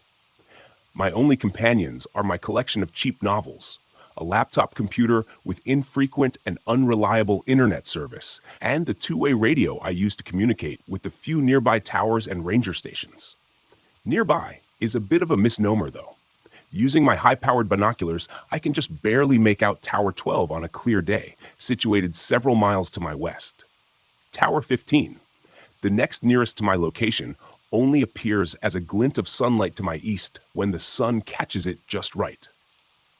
I've been told the Parks Department intends to put up some additional towers in this area as soon as it gets the necessary funding, which is probably no time soon. That's fine with me, though. I like the solitude. It helps quiet my mind, keeps the memories at bay. Mostly, I occupy my days either with simple maintenance in and around the tower or scanning the dense trees all around me for any signs of trouble. It's been a dry year, so the threat of fire is a constant one. This particular afternoon, I was clearing some brush from around the base of the tower that had begun to encroach on the fire road leading back to the nearby ranger station 20 miles away. Even with the heavy suspension of the government-issued Jeep, the road was a harsh ride at the best of times. I had just finished dragging some brush cuttings off into the tree line when the radio clipped to my belt squawked. Tower 9. This is Tower 12. Do you copy? It was Billy Johnson, my supervisor. Nice enough guy, I suppose. Tended to leave me alone most of the time. I straightened up and stretched my back, wiping the sweat from my eyes with my forearm and keyed the microphone attached to my shoulder. Go for Tower 9, I replied as I replaced the shears and bow saw into the small storage shed near the base of the stairs. John, do you have eyes on a bit of smoke north of your position? Stand by, Billy, I said, snatching up my water bottle and jogging to the metal staircase that wound its way around the tower. I didn't bother locking the 8-foot chain-link fence surrounding my little compound. Chances were, I'd be back soon enough. Reaching the top, I stepped through the trapdoor and onto the walkway that circled the cabin, closing it behind me. It was habit at this point. The last thing I needed was to take an errant step and tumble down through the open hatch. I'd probably end up breaking my neck. As I passed by, I reached into the open door of the shack and grabbed the binoculars hanging on a nearby hook. Rounding the railed corner of the walkway and turning my attention to the dark green blanket of trees stretching out before me, I saw the smoke almost instantly. A thin trickle of wispy white haze rose lazily above the canopy some distance off. Probably just some campers, I figured, though there weren't any approved campsites in that area. We always had more than a few folks each season who decided that camping off-trail in the deep bush sounded like quite a hoot. Most of them come back just fine, oblivious to the danger that this wilderness presents to anyone not adequately prepared. Some of them have to be brought out by search and rescue. Some of them just don't come back. A ranger or a random hiker might occasionally come across the deserted remains of a campsite and report it in. Those are the spooky ones, the ones where people just vanished and left behind a perfectly set-up campsite. No explanation, no clues, just a deserted clearing, often with perfectly intact tents and personal effects. But there are bears and mountain lions, along with a handful of lesser predators that roam these forests, and sometimes they get hungry enough to stalk and even kill humans. And that doesn't even take into consideration the much more likely scenario. Folks stepping out of their tents at night to take a piss and very quickly getting lost. Most humans aren't suited to survival in the wilderness, unfortunately. My radio squawked again. Tower 9, what's the word? Yeah, I see it, Billy. Looks to be a couple of miles due north of my tower. What's your plan? He asked. I knew what he meant. Keep an eye on it and hope for the best, or take a trip over and investigate. After a brief pause, I sighed with resignation. It's probably just a campfire, but I guess I better head over and take a look to be sure. I didn't relish the thought of trekking to that area of wilderness, to be honest. It was the only area I hadn't explored during my time here. There weren't many trails heading in that direction, and the ones that did were badly overgrown and too narrow for the Jeep. A couple of miles hike might not seem like a lot, but when you're out here alone, the dense trees seem to stretch on forever. 2 miles can feel like 100. Roger that, John, Billy replied. Take your pack and your rifle. Check in periodically. "Will do. Tower 9 out," I said, replacing the binoculars on their hook and shouldering the red canvas backpack waiting dutifully in the corner chair. I grabbed the rifle from its rack over the doorframe, checked to make sure it was loaded, and headed out. As I locked the gate behind me, I threw my pack in the back of the Jeep and set the rifle beside it. The Jeep wouldn't get me too far before the brush made the trail impassable, but if it saved me even half a mile of hiking, it was well worth it. The sun was still high in the sky. I had plenty of time to get there and back before dusk, as long as I didn't dawdle. I started the engine and turned the wheels toward the unmaintained trail to my right. After only a few moments, the trees and canopy obscured any trace of the watchtower behind me. I was actually able to push the Jeep farther than expected. A pleasant surprise. I was probably a mile along the trail before it bent, and a massive pine lay across the path, much too large to go over. The dense underbrush around me ruled out the possibility of going around. I immediately lamented not bringing the chainsaw. Cutting it up and winching the pieces out of the way wouldn't have been too difficult and would have saved me a ton of trouble. With a quiet curse, I stepped out of the Jeep and grabbed my gear from the back seat. I smiled to myself as a quote from a certain fictional adventure-seeking archaeologist suddenly came to mind. "We walk from here." Making sure to mark the location of the Jeep on my handheld GPS, I stepped over the thigh-high tree trunk and continued along the path. According to my earlier estimate, the trail was heading in the direction of the smoke, which was a blessing in my book. The less time I had to spend bushwhacking, the better. The trail continued to narrow, as I expected, and before long, I was brushing branches and leaves with my shoulders as I walked. The trees, which had been alive with the cheering and chirping of animal life near the tower, now seemed muted. The forest around me was growing denser, feeling oddly claustrophobic at times. Billy checked in a few times, and I updated him on my progress, promising to maintain regular contact. He advised me that a weather relay from the ranger station had reported an approaching storm, likely to reach us before nightfall. A quick glance at my watch made me wince. I had already spent more time than I'd predicted.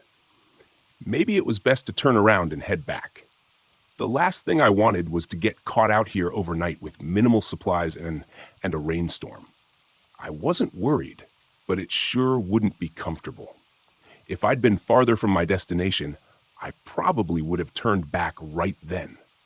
I wish I had. Within another 20 minutes, however, I smelled the faint scent of a wood fire. Not strong, but definitely there. I was even more certain of what I'd find when I reached them. When I stepped out of the now almost non-existent trail, I found myself in a sparsely treed area amidst a dozen or so wooden shacks, and I halted in surprise. I had reached the base of a hilly rise covered in heavy forest, and these old, forgotten cabins looked like they had belonged to some sort of small settlement. Perhaps an old logging camp, I thought. I didn't know this place even existed, and made a mental note to research it when I got back to my tower. I keyed the microphone. "Tower 12, this is John. Do you copy?" Billy replied, his voice staticky and distant. "Hey, John, Tower 12, what's your status?" I frowned and looked around at the towering trees all around me. I suppose I was asking more out of the portable radio than was reasonable. I was lucky I still had any signal at all. "I found what looks like an old logging or trapping camp," I said, meandering among the decaying and derelict cabins. Most had collapsed roofs and were barely standing. "The campfire has to be nearby. I'm going to take a look around a bit more." There was a pause before Billy spoke again. "What's your current location, John?" I glanced at my handheld GPS and relayed my position. Another pause. "John, I think you should probably just turn back. Come back, okay? You don't have many more hours of daylight left, and that storm looks like it's getting worse." Something in his voice sounded off, but I couldn't quite place it. Nervous, maybe? I couldn't blame him. My safety was his responsibility, and the idea of one of his lookouts being caught out in a storm overnight probably didn't sit well. Coincidentally, it didn't sit well with me either. "You may be right, Billy," I replied, turning around and casting my eyes over the area. "I'll just head I stopped as my eyes caught sight of a bright yellow nylon tent just beyond the last of the structures. "Repeat your last, John." "I didn't get that." "Stand by." "Tower 12, I said absently, making my way toward what I now realized was a small cluster of 3 modern tents situated around a central fire ring. The fire had been completely extinguished, but the embers still smoldered lowly, the source of the smoke. I looked around for the campers. Nothing. No one in sight or earshot. Sleeping bags and electric lanterns were still inside the tents, though I couldn't find any backpacks or supplies. "Hello?" I called out, turning in a circle. "I'm with the Forest Service. Is anyone here?" Nothing, just the muted echo of my own voice. I was about to dump some dirt on the remaining embers of the campfire and call it a day when I noticed the narrow footpath leading toward the slope. In the soft dirt were clearly recent footprints heading away from the camp. I keyed the mic again. "Tower 12, this is John. I found the source of the smoke. It's a campfire, all right?" "Nothing to be concerned about," Billy answered almost immediately. "Roger that, John. Head back home." I paused a moment, curiosity pulling me toward the footpath. "I'll be heading back shortly, Billy. Just want to check something out first." "I wouldn't screw around out there, John," Billy replied, an edge to his voice. "Better head back now so you can beat the storm." His last sentence didn't exactly sound like a suggestion. Something had him rattled. I hesitated before answering. "Acknowledged," I said, knowing full well I was going to check out the path before heading back. Still, I didn't feel like arguing with my supervisor over something so small. Just a quick walk up that path, then I'd be on my way. This path was even less established than the one I'd been on earlier, but I could clearly see the campers' imprints in the dirt as I went. Before long, I emerged into a small clearing, eyes widening with yet another unexpected discovery. The rough-hewn timber that framed the entryway was set into the near vertical slope of the hillside before me. It created a dark tunnel entrance that had clearly been sealed off with a heavy iron gate many years ago, likely by the Park Service to keep inquisitive hikers from falling to their deaths in an old, abandoned mine shaft. So it had been a mining camp, not a logging one. I didn't know there were any mines near here. Hell, I wasn't even sure what they could have been mining for. Coal? Maybe gold? Did they even have gold mines in Tennessee? Who knows? Certainly not me. Clearly, regardless, now that gate stood wide on its hinges, the remains of a rusted chain and antique padlock lying in the dirt nearby. Hell, I couldn't just turn around and leave. One of these dumbass campers had decided it'd be fun to explore a closed and restricted mine entrance. This is Tower 12. This is John D. Reed. Billy probably wouldn't be happy that I'd continued my exploration after he told me to head back, but there was nothing to do about it now. I wasn't equipped or trained for any sort of cave exploration or rescue. The Rangers had very specialized teams for that sort of thing. But I could at least poke my head inside and see if there were any campers, or hear them, confirm if they went inside. No answer from the radio. I tried again, with the same results. I tried a different approach. "Tower 15, this is John from Tower 12. Do you copy?" I said into the radio. I figured I might be able to at least get Nathan's attention if I was out of range of Billy. Tower 12.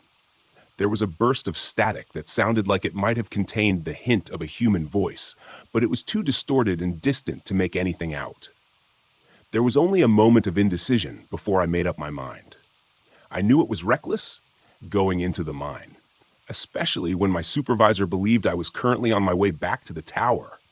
But I had this nagging intuition that something might be wrong with the whole situation. Maybe someone was hurt and needed help. I couldn't just leave them there, knowing that I might be their only chance of rescue. In retrospect, I should have turned back and called it in to the ranger station. They could have mobilized the search and rescue teams that specialized in cave rescues. I should have. But I didn't. I pulled my powerful LED flashlight from my pack, turned it on, and headed into the pitch-black darkness of the mine entrance. The walls and floor had been smoothly carved many years ago, which made my footing uneventful, and the tunnel itself was mostly a straight shot. Several times during the first few minutes, I turned back to watch the bright square of daylight at the entrance gradually shrink to a pinpoint of light. By the time I'd taken the first dogleg turn of the tunnel, I was in complete darkness. It was a very strange feeling, oppressive almost. At one point, I turned off my flashlight experimentally, but after only a few seconds, I quickly flicked it back on. In that short time, my heart had been pounding in my chest, and some primal fear had begun growing inside me. It took a moment to calm myself. The darkness was absolute. It was almost as if you could feel it pressing in on you. My footsteps seemed much louder than they should have on the dirt floor, and the air was growing cold and damp the further I went. After another 100 feet or so, the smoothly carved tunnel ended abruptly in a wall of rubble. I couldn't tell if it was a cave-in at some point, or if this was simply where the miners stopped digging and hadn't bothered to remove the debris. But either way, it certainly appeared to be the end of the line. And then I saw it. I almost missed it because of the way the light and shadows played over the head-sized rocks strewn before me. But when I looked closer, I realized I was looking at a ragged hole in the wall. It was only 5 feet across or so, and definitely didn't look like the deliberate formation of the tunnel I was standing in now. It almost looked like the miners had broken into a natural void of some sort. Interesting. But there was no way in hell I was going in there. I was definitely not trained or outfitted for any sort of spelunking trip, and it didn't seem the sort of thing suited to the learn-as-you-go method. Just as I was turning back to make my way out of the mine, I heard the distant sound of voices echoing from the opening in the stone wall. The sound was faint, and may have just been my imagination, but I didn't think so. "Hello?" I called, pressing my face into the black abyss of the hole. "Can you hear me? I'm with the Park Service. I'm here to help you." Nothing. The air from beyond the breach was cold and smelled stale. Old. Wrong. It felt as if I didn't belong here. None of us did. There was a long moment of unbroken silence, and then I heard a voice again. Closer this time. "Did you hear that?" it said, presumably to a companion. It sounded like a young woman, nervous, uncertain. "Hello? Someone there?" That settled it for me. I carefully crawled through the opening into the space beyond. Shining my light around, I found myself in a small natural chamber, maybe 30 feet across, with an uneven ceiling of jagged rock that barely cleared my head. The first thing that caught my attention was the cracked lantern lying on the ground. It looked old. Very old. Maybe 100 years or more. A thick layer of grime and age covered its soot-blackened surface, and the glass was thick and uneven. Beside the askew lantern was a small leather-bound book, partially buried in the dirt and dust, with a moldering leather strap securing it closed. It looked like a journal. And without a thought, I tucked it into my backpack. Raising my light back up, scanning around the room. "Hello?" I called again. I didn't hear the voices anymore, but the narrow beam of my flashlight illuminated another tunnel in the far corner of this room, mired in darkness. "Can you hear me?" Once again, I got that feeling that something wasn't right. Then the voice came again. Closer this time. "Did you hear that? Hello? Is someone in here?" she asked, her voice trembling with apprehension. I hesitated, frowning. Something didn't seem right about the voice, but I couldn't put my finger on it. Before I could summon my words to respond, another voice called out. This time, it was clear. The voice of a young man. "We can hear you moving around in there. Please help us. We're lost, and our friend is hurt." Hear me moving around in there?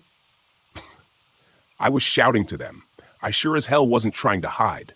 Could they not hear me for some reason? I stepped forward to the secondary tunnel and raised my voice again. "I'm with the Forest Service."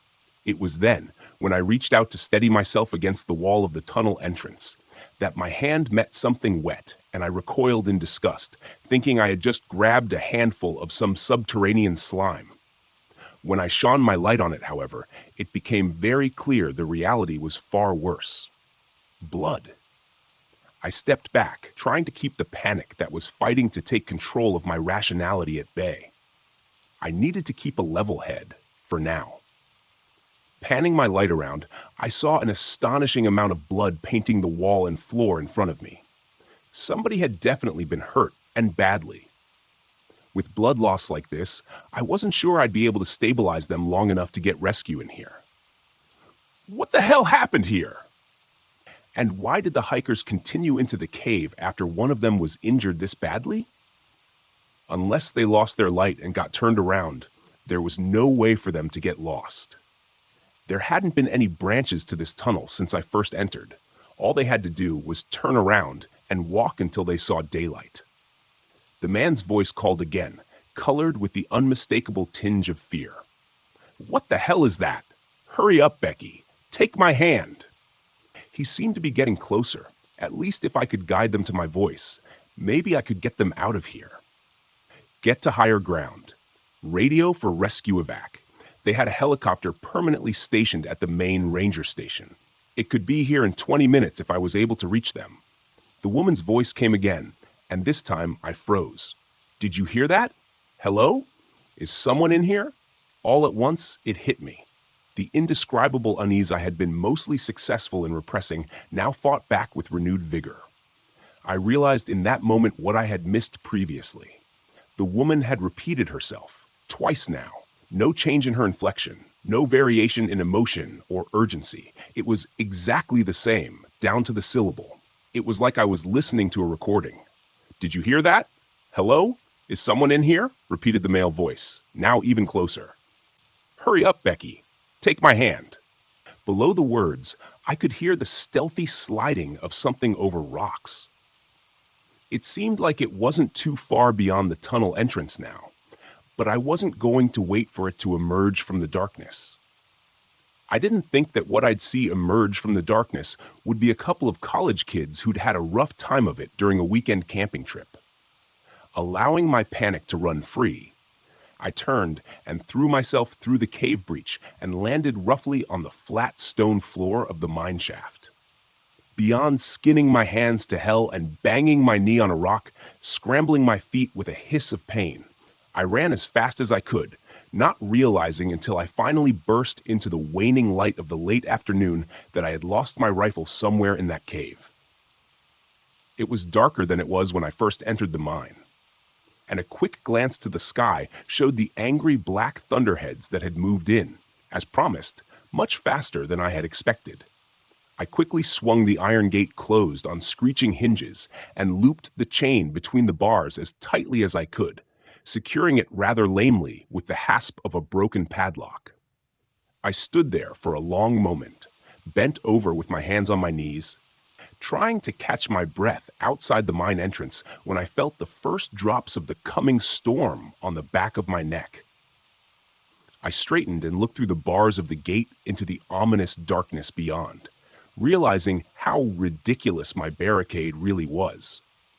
It wouldn't do much good if something tried to get out, but at least it made me feel a little bit better. At least it made me feel a little bit better until I heard the voice echoing from the mine shaft. Peh, getting closer. It was unmistakable. Uncanny. Hello, can you hear me? I'm with the Park Service. I'm here to help you. By the time dawn arrived the next morning, I had climbed down from my temporary shelter in the low boughs of the red cedar and tried to work out all the painful kinks from my stiff shoulders and neck. The night had not been kind to me, but I was alive, which is more than my fiercest mind expected after yesterday. The night had been harrowing. There was no better word to describe it. The rain hissed among the trees and stung exposed skin angrily, driven by the banshee wail of the wind rushing through the forest, accentuated by the chaotic flashing of lightning and the heart-stopping crack of thunder. Because of this relentless chaos, it's difficult to say with any certainty. But throughout the night, I thought I heard something large trying to move stealthily in the forest near my shelter. I say, trying, because it felt like whatever stalked through the underbrush was more at home in the unnatural, Stygian gloom of a cave than under the watchful eyes of nature. Of course, it could just as easily have been my imagination. In the first dim light of dawn, as it started to illuminate the sodden and dripping forest, I spent the better part of 20 minutes straining my eyes with every ounce of concentration as I scanned the gray woodlands around me. I was only 10 feet or so above the ground, but there was no way I was going to step foot from my hide until I was absolutely certain that I was alone. Once I was satisfied I was alone for the moment, I climbed down to the muddy ground. I tried the radio several times through the night and into the morning, but wasn't able to get even a burst of static that might indicate someone trying to respond. A combination of the storm and interference from the trees worked against me. My first thought was to get back to my Jeep as quickly as possible and run every drop of gas out of its tank, trying to get as far away from this place as I could. When I checked the GPS to see how close I was to its marked position, however, I found the unit unresponsive, with a disastrous crack across the screen that seemed to mock my dismay, probably caused by my less than graceful scramble from that damned cave. A rifle? No radio? No GPS. Perfect. I still had a compass and the rising sun to guide me, though, and that was something. I was only a couple miles from my tower, which should have been somewhere due south of where I stood. I knew that once I got close, I should be able to either find the service road or the tower itself, so there wasn't much danger of getting myself lost, at least. It was a small comfort, but one I gladly took. I moved through the trees and undergrowth with more speed and recklessness than I probably should have. An ankle broken by an errant misstep would have been bad news. Still, even though I hadn't heard or seen anything of my late-night visitor, I couldn't help but feel I was being watched. Do you know that creeping sense of dread you feel when you've just turned off the lights in the basement and now have to climb the stairs back to the light of the doorway? Or when you're making your way from your car in a dark and lonely parking lot? The feeling that something is there, something much more suited to the dark than you are? It's that same feeling that pushed my footsteps almost to a jog as I traversed the uneven ground and storm-felled trees that tried to hinder my passage. For the next hour, I moved at this pace, aware of every rasping lungful of breath, knowing that I should pause and rest for a few minutes, as pushing myself to fatigue would only increase my chances of falling or hurting myself.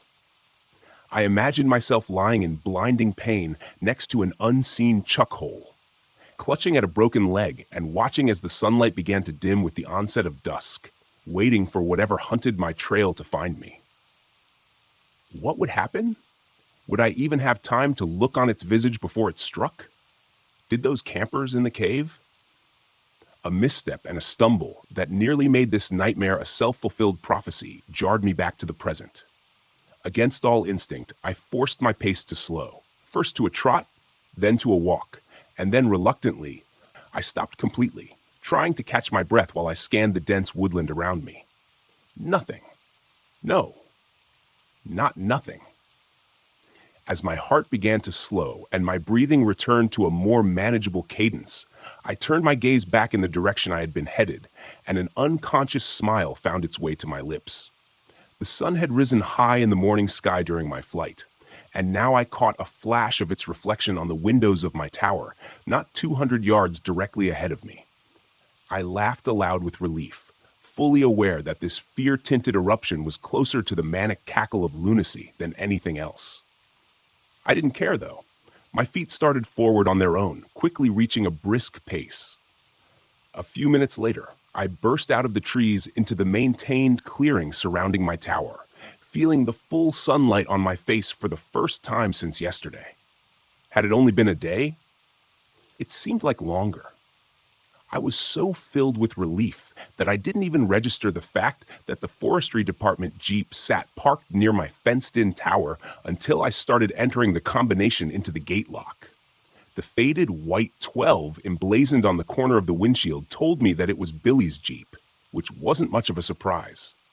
I realized after a moment, after not hearing back from him, that I was more surprised I hadn't returned to find an entire search and rescue team making preparations to search for their lost puppy. I punched the 4-digit code into the mechanical combination lock on the gate and stepped through, making sure to close and lock it behind me. I stood there for a moment, staring through the tall chain-link fence at the dense tree line, wondering if something waited just out of sight in the shadows, staring back at me with hungry anticipation. I shook off the sudden chill as best as I could and made my way quickly to the staircase, taking the steps 2 at a time. Billy was going to be pissed at me, I was sure, but that thought was a fleeting one that didn't take purchase. His displeasure was the least of my concerns right now. When I reached the top, I threw open the trapdoor and suddenly found myself looking down the muzzle of a very large rifle. Even in that brief moment of abrupt shock, I could register how the barrel trembled in the hands of its agitated master, and I wondered how close I came to having my life ended in a brief flash of light. The moment only lasted a second or two, and then Billy hastily swung the rifle away in a safe direction. "Damn it, John," he exclaimed, his tone an incongruous mixture of relief and fear. "I almost shot you." I stepped fully through the trap door and let it close behind me. "Jesus, Billy," I breathed, leaning back against the railing. I suddenly felt weary and realized it was likely the adrenaline now rushing through my system that had kept me moving at such a hurried pace throughout the morning. "Where the hell have you been?" he demanded, stepping back inside my shack and taking a chair at the small table in the center of the room. I noted with mild interest that he kept the rifle leaning against the table beside him instead of stowing it in the rack over the door, but decided not to comment on it. Billy Johnson was in his middle years, maybe 45 or so, with a bit of a gut and grayish-brown hair, trimmed clothes. He wore an impressive mustache that reminded me of something an Old West gunslinger might sport. He was dressed in typical attire, khaki Forest Service shirt and brown cargo pants. In addition to the rifle, I had had the unfortunate opportunity to closely examine a moment earlier. I noticed that he wore his .500 Magnum in a holster at his side. That wasn't too unusual. When in the bush, bears and mountain lions can sneak up on you unawares. Having a hand cannon within easy reach goes a long way toward taking the fight out of them if necessary. It was a little unusual for a drive over to another tower, I suppose, but not exceptionally so, given the circumstances. I took the opposite chair, dropping my pack to the floor next to me. I realized my legs were still shaking anxiously and placed my hands on my knees to try to calm them. He was trying to deflect, but he was horrendously bad at it. He knew something. I was sure of it. "You know where I've been," I replied, gambling on instinct. I watched his face closely for a reaction and wasn't disappointed when he winced and turned his focus out the window and over the forest to the north. "I told you to abort and head back to your tower," he stated brusquely. "But you just had to feed that curiosity of yours, didn't you? You're damn lucky to be alive, you know that?" From my chair, I reached under the cupboard to my right and pulled a half-empty bottle of Jameson and a couple of mostly clean glasses.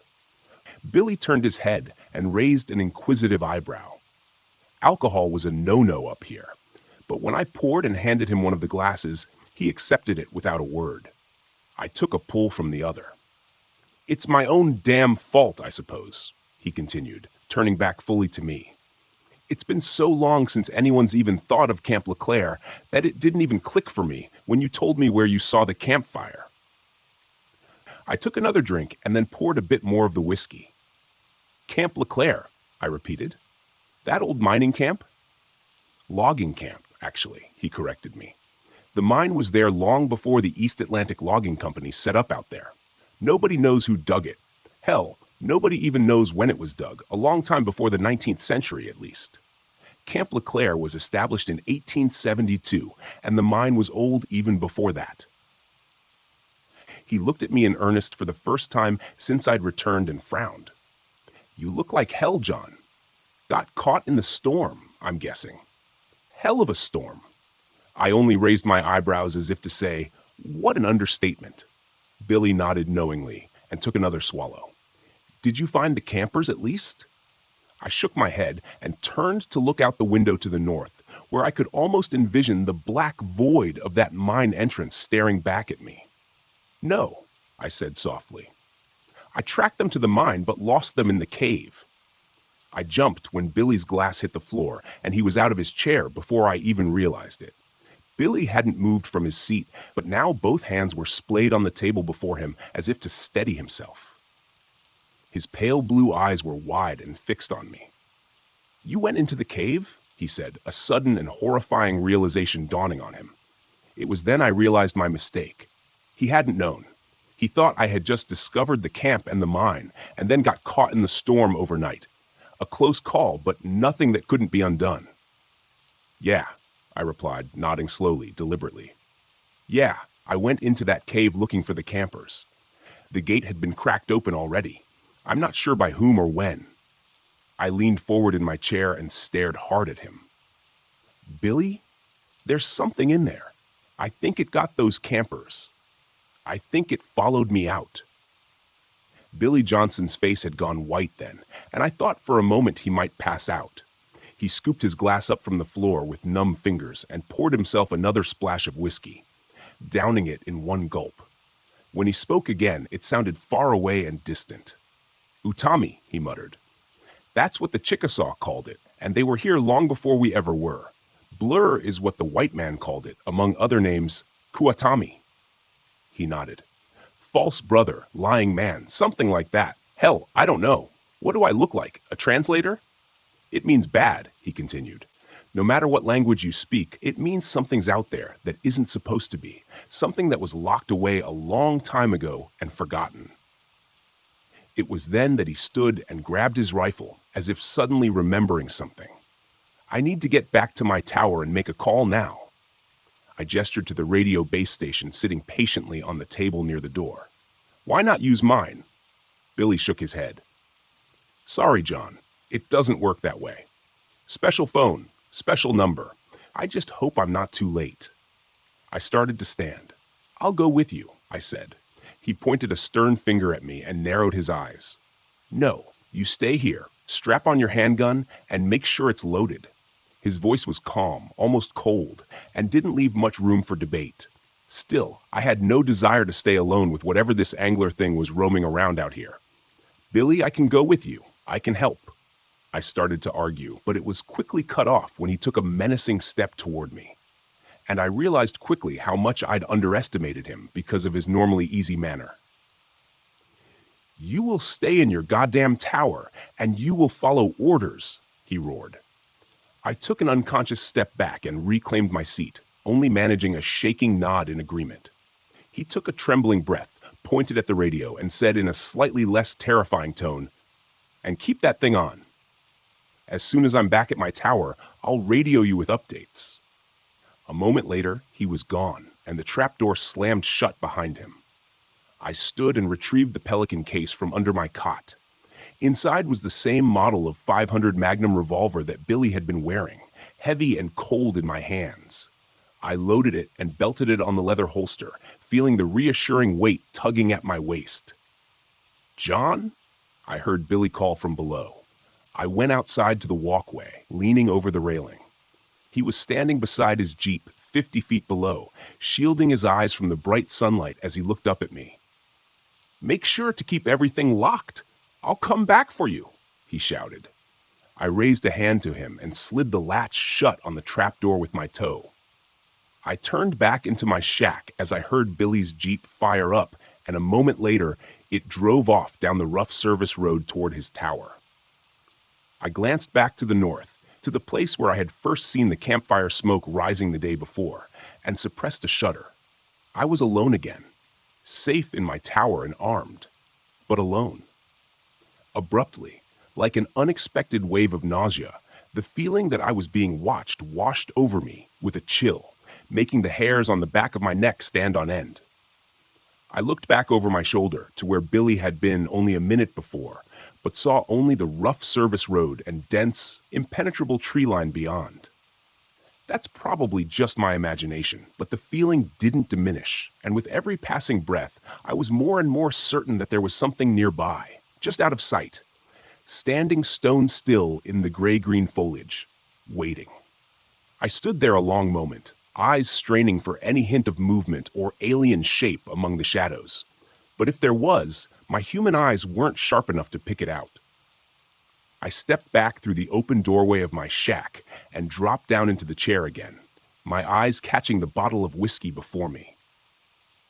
I was tempted to pour another drink to help settle my nerves, but I could already feel the tickle of a buzz at the edges of my mind from what I'd already drunk, and quickly decided that was the last thing I needed for my reflexes and awareness to be dulled right now. I'd made more than one poor decision in the last 24 hours, and I didn't think adding another to the pile was such a great idea. Grabbing the bottle, I screwed the cap back on and reached to return it to the sparse cover to my right. As I did so, my boot caught my pack, knocking it over. Without a thought, I reached down to move it out of the way, and then remembered the old weather journal tucked inside the front pocket, the one I'd found in the cave. I reached into the unzipped front pocket. For a frustratingly alarming moment, my searching hand couldn't feel anything in the compartment, and I feared that I'd lost it in my chaotic escape. But then my fingers brushed the familiar shape, and I withdrew it, setting it in front of me on the table. I could see the book much more clearly now in the daylight. It wasn't overly large. A little larger than my hand, and maybe the thickness of my thumb. There were no markings on the front except for a simple, grimy brass loop that secured the leather strap holding it closed. I wasn't sure I wanted to see what was inside, but I needed some answers. Anything. A stray sound from the trees below rose to my ears, and I froze, listening intently for more, but none came. The forest around me was silent again, and I turned my attention back to the journal, pulling the strap free from the cover and turning to the front page. From the pocket of Andrew Robinson, it said. The writing was neat and compact and distinctly male. The ink was a rich black, scrawled upon brittle yellow pages, and though faded with the years, was still mostly legible. I turned to the next page, where the entries began. I felt as though I had dropped into his account midway, as though this was just the latest in a series of journals that Andrew Robinson had been keeping. 23rd July, 1891. After nearly a week of hard overland trekking, we reached the abandoned camp late this afternoon, exactly where the old trapper said we would. Sequoia Arpani, tracker, has once again astonished me with his overland navigation skills. I must admit I was skeptical at the Yar in the old tavern, spun the crowded confines of the common house in Dun Creek, especially after I smelled the liquor on his breath. But the professor never gathered a moment. The man's instincts for reading human character are absolutely singular. The camp looks to have been abandoned, and I have to admit a certain unease as we inspected the rough cabins. There isn't a soul to be found, and it looks years abandoned, yet everything stands as if awaiting the loggers' return at any moment. Strange. 24th July, 1891. Our small troop, both intrepid adventurers, made camp in the center of LeClaire last night. Those cabins likely would have been more comfortable, but I doubt any of us would have felt at ease intruding upon them. Richards laughed it off when someone mentioned how peculiar it was that the loggers had departed in such a hurry that they abandoned their personal possessions. But I could see in his eyes that he felt it odd as well. Sequoia, our ever-courageous and solid guide, seemed ill at ease and unusually withdrawn, refusing all conversation and only responding in queries with quiet grunts.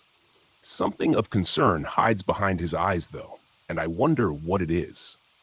Only the professor seems unmoved by the unusually still atmosphere of this place, and his typical infectious positivity keeps working at our unease, keeping it from expanding beyond its current state. Today, we spent much of the day exploring the area surrounding Camp LeClaire, and the sunlight was nearly spent when Dobson burst back into camp with news of his discovery. We all of us raced at a moment's notice behind him as he led us along an ill-used and nearly invisible footpath that led ever ascending upon the side of the northern rocky slope. When the path terminated, we were deposited before a truly curious sight, a barricaded tunnel entrance that had been bored into the rock face by some unknown hands. I suspect some sort of exploration tunnel or added dug-in search of precious ores, especially given the nation's more recent history with gold fever. The wooden barrier that had been roughly assembled from a hodgepodge of heavy timber beams was curious, and several of our group commented on it. But the professor dismissed the triviality, so the matter was dropped. It is far too late in the day to proceed any further, but we plan to penetrate the barricade and enter the tunnel in the morning. The excitement among the men is palpable. 25th July 1891. Sequoia is gone. He took his supplies and his prized Winchester rifle and fled sometime during the night like a phantom. This is a shocking blow to all of us, foreign to the professor, with whom the Pawnee Tracker had partnered for a number of years across much of the eastern states. We have no explanation for his sudden desertion, and it sits unwell with the entirety of the group. The overall mood has darkened, I fear. Still, we must push onward. 25th July 1891 addendum.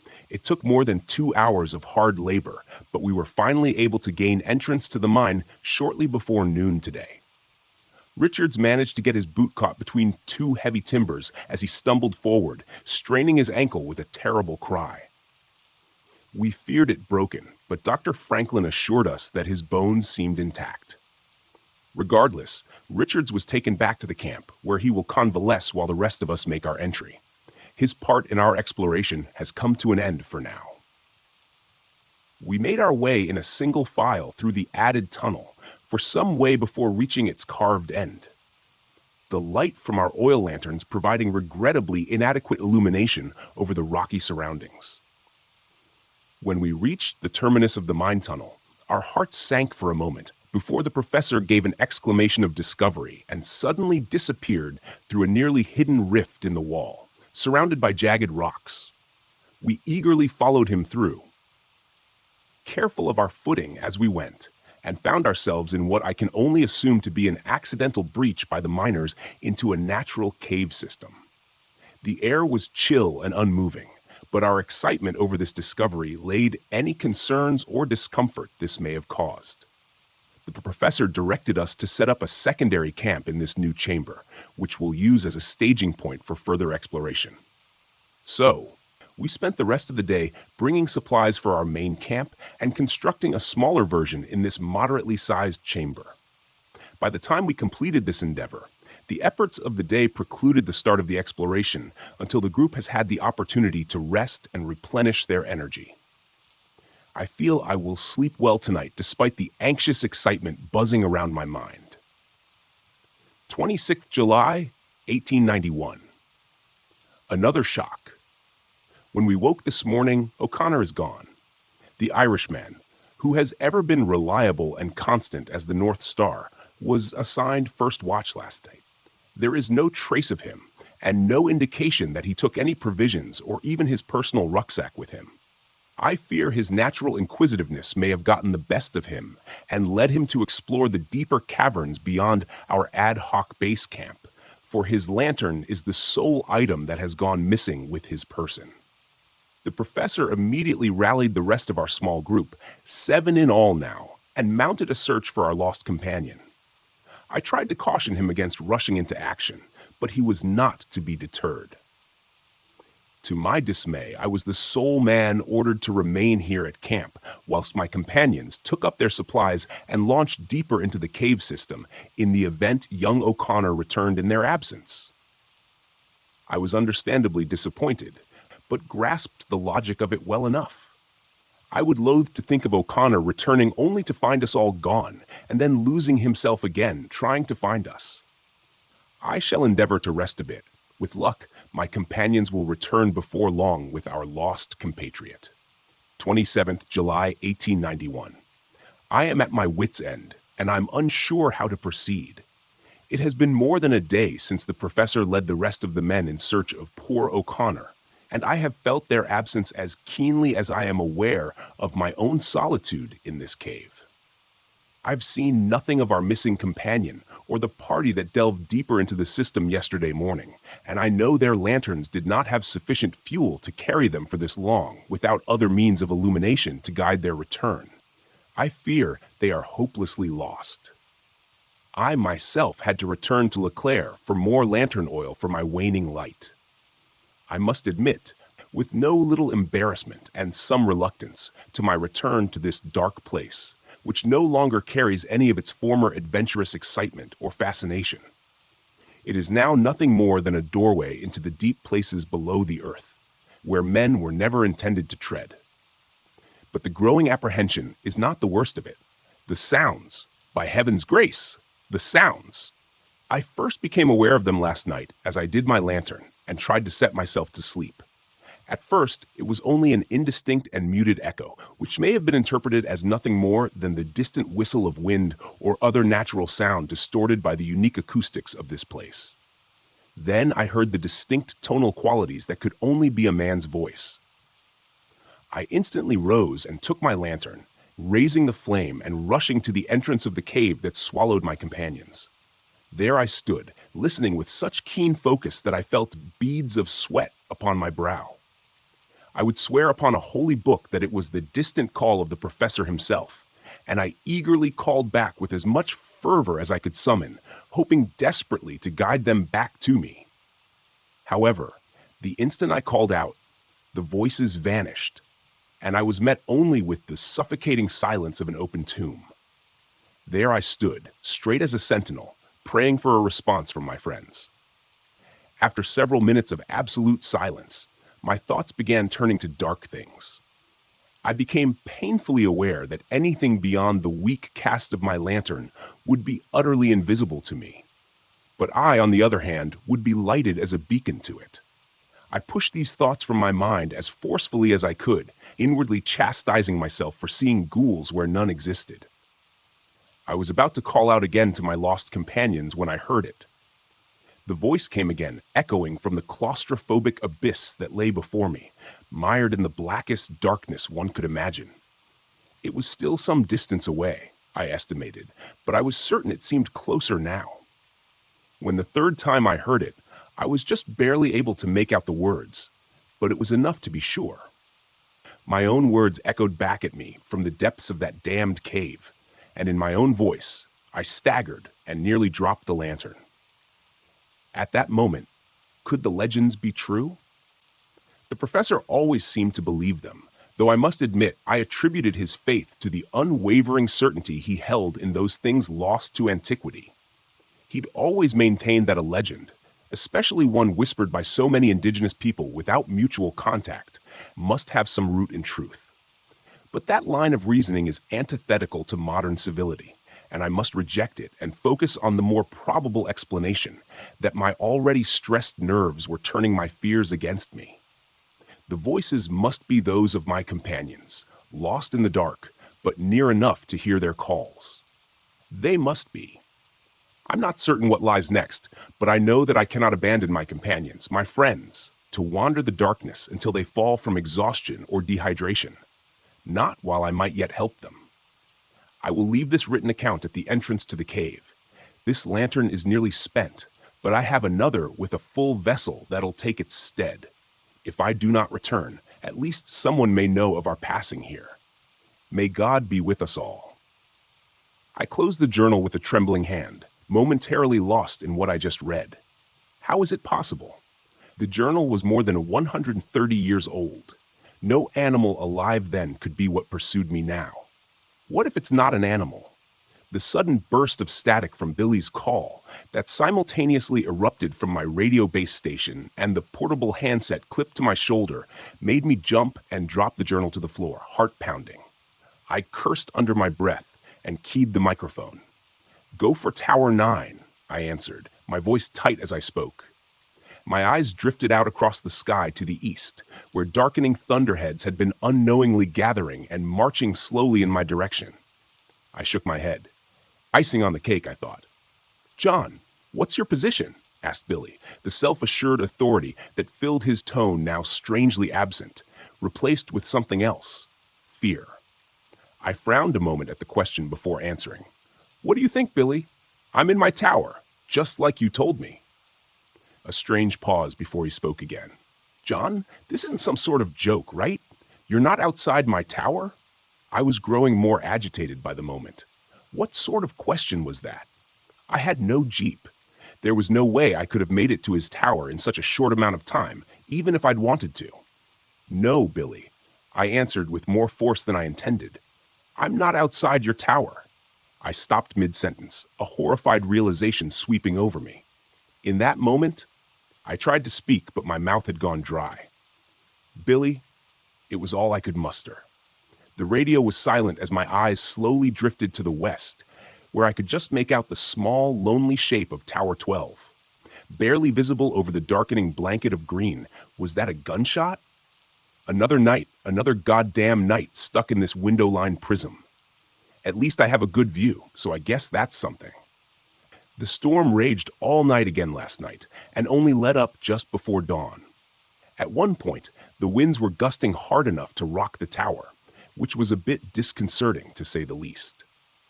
As I stand out on the wet catwalk around my shack, I see that the clouds haven't let us go just yet, and look every bit as pissed off as they did yesterday afternoon.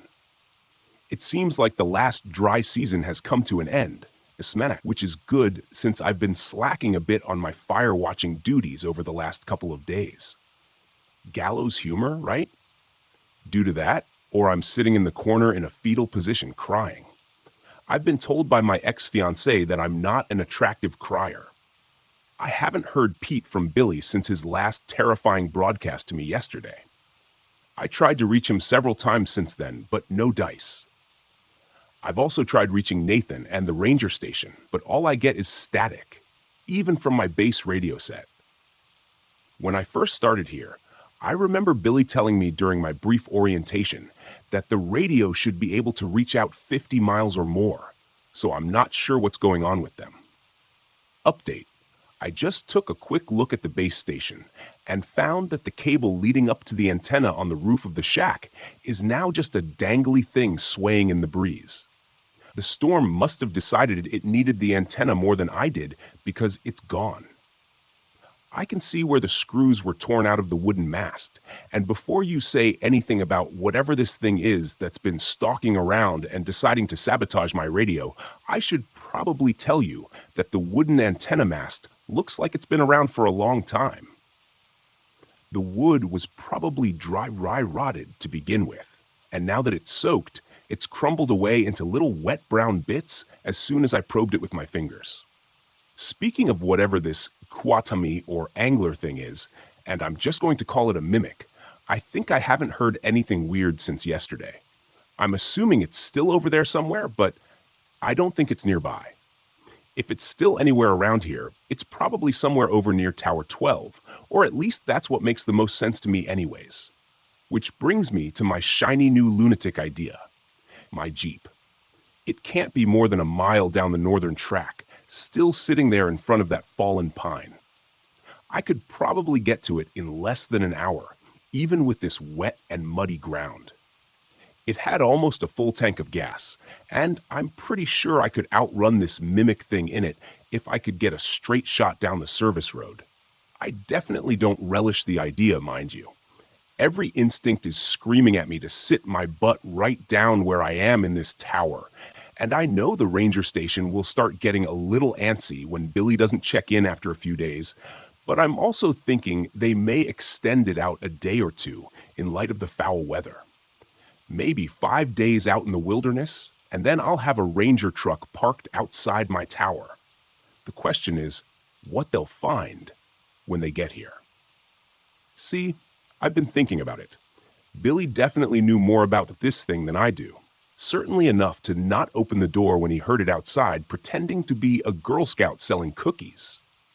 That makes me think that maybe the fence and the trapdoor might not be enough to stop it if it really wants in. As pants shittingly terrified as the prospect of leaving the tower and making for the Jeep is, sitting here cornered in my window-lined shack, just waiting for it to show up in the middle of the night, is worse. At least I have a chance out there. I still have the Magnum. It's been holstered to my belt since yesterday. They don't issue pea shooters for bear protection out here. This thing is the most powerful handgun in mass production. It'll put down anything in North America as long as you can hit it right. Any normal animal, anyways. Who knows what this thing is capable of? Still, it does provide a level of comfort and gives me some confidence that my plan may work. It's on my side for now. I'm going to try to eat a granola bar to put something in my churning stomach and try to build a little energy. I don't think I've eaten anything since yesterday.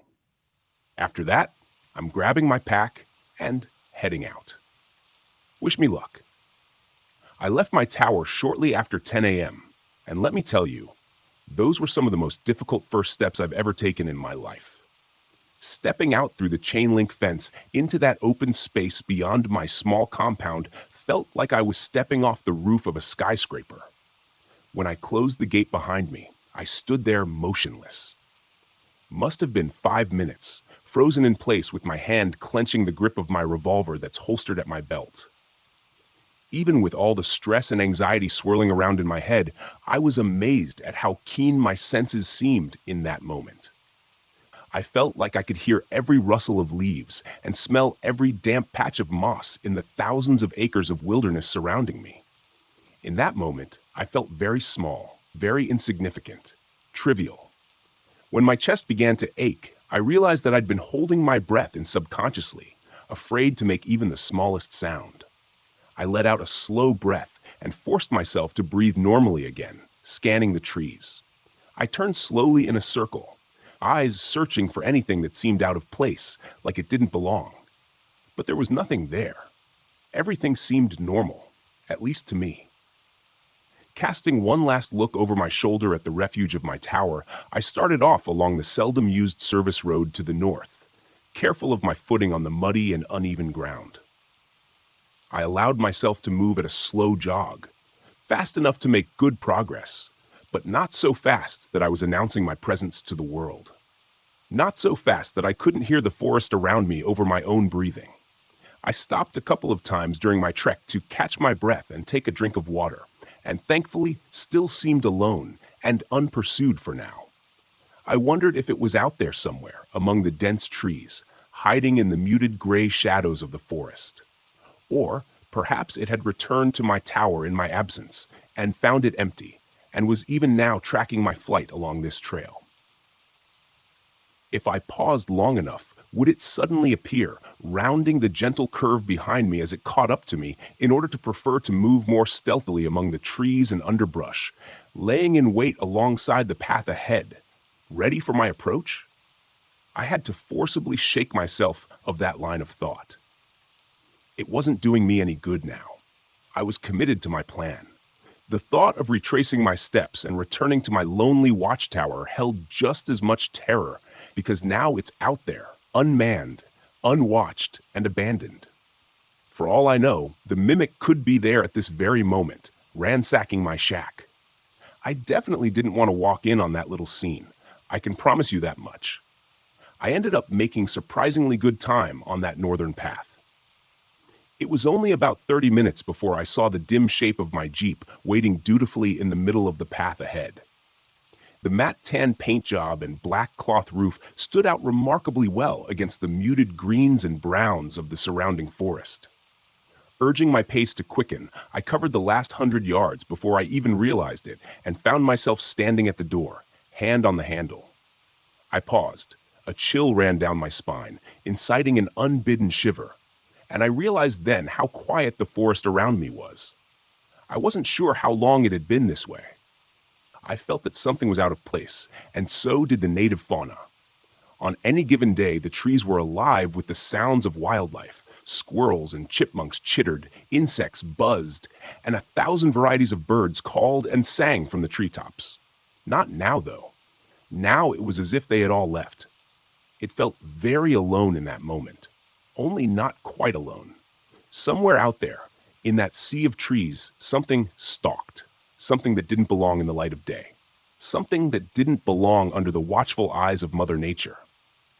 I was pretty sure she wouldn't have let something like the mimic evolve had it not been hidden in its underground realm. The door of the Jeep was thankfully quiet as I depressed the latch and swung it open.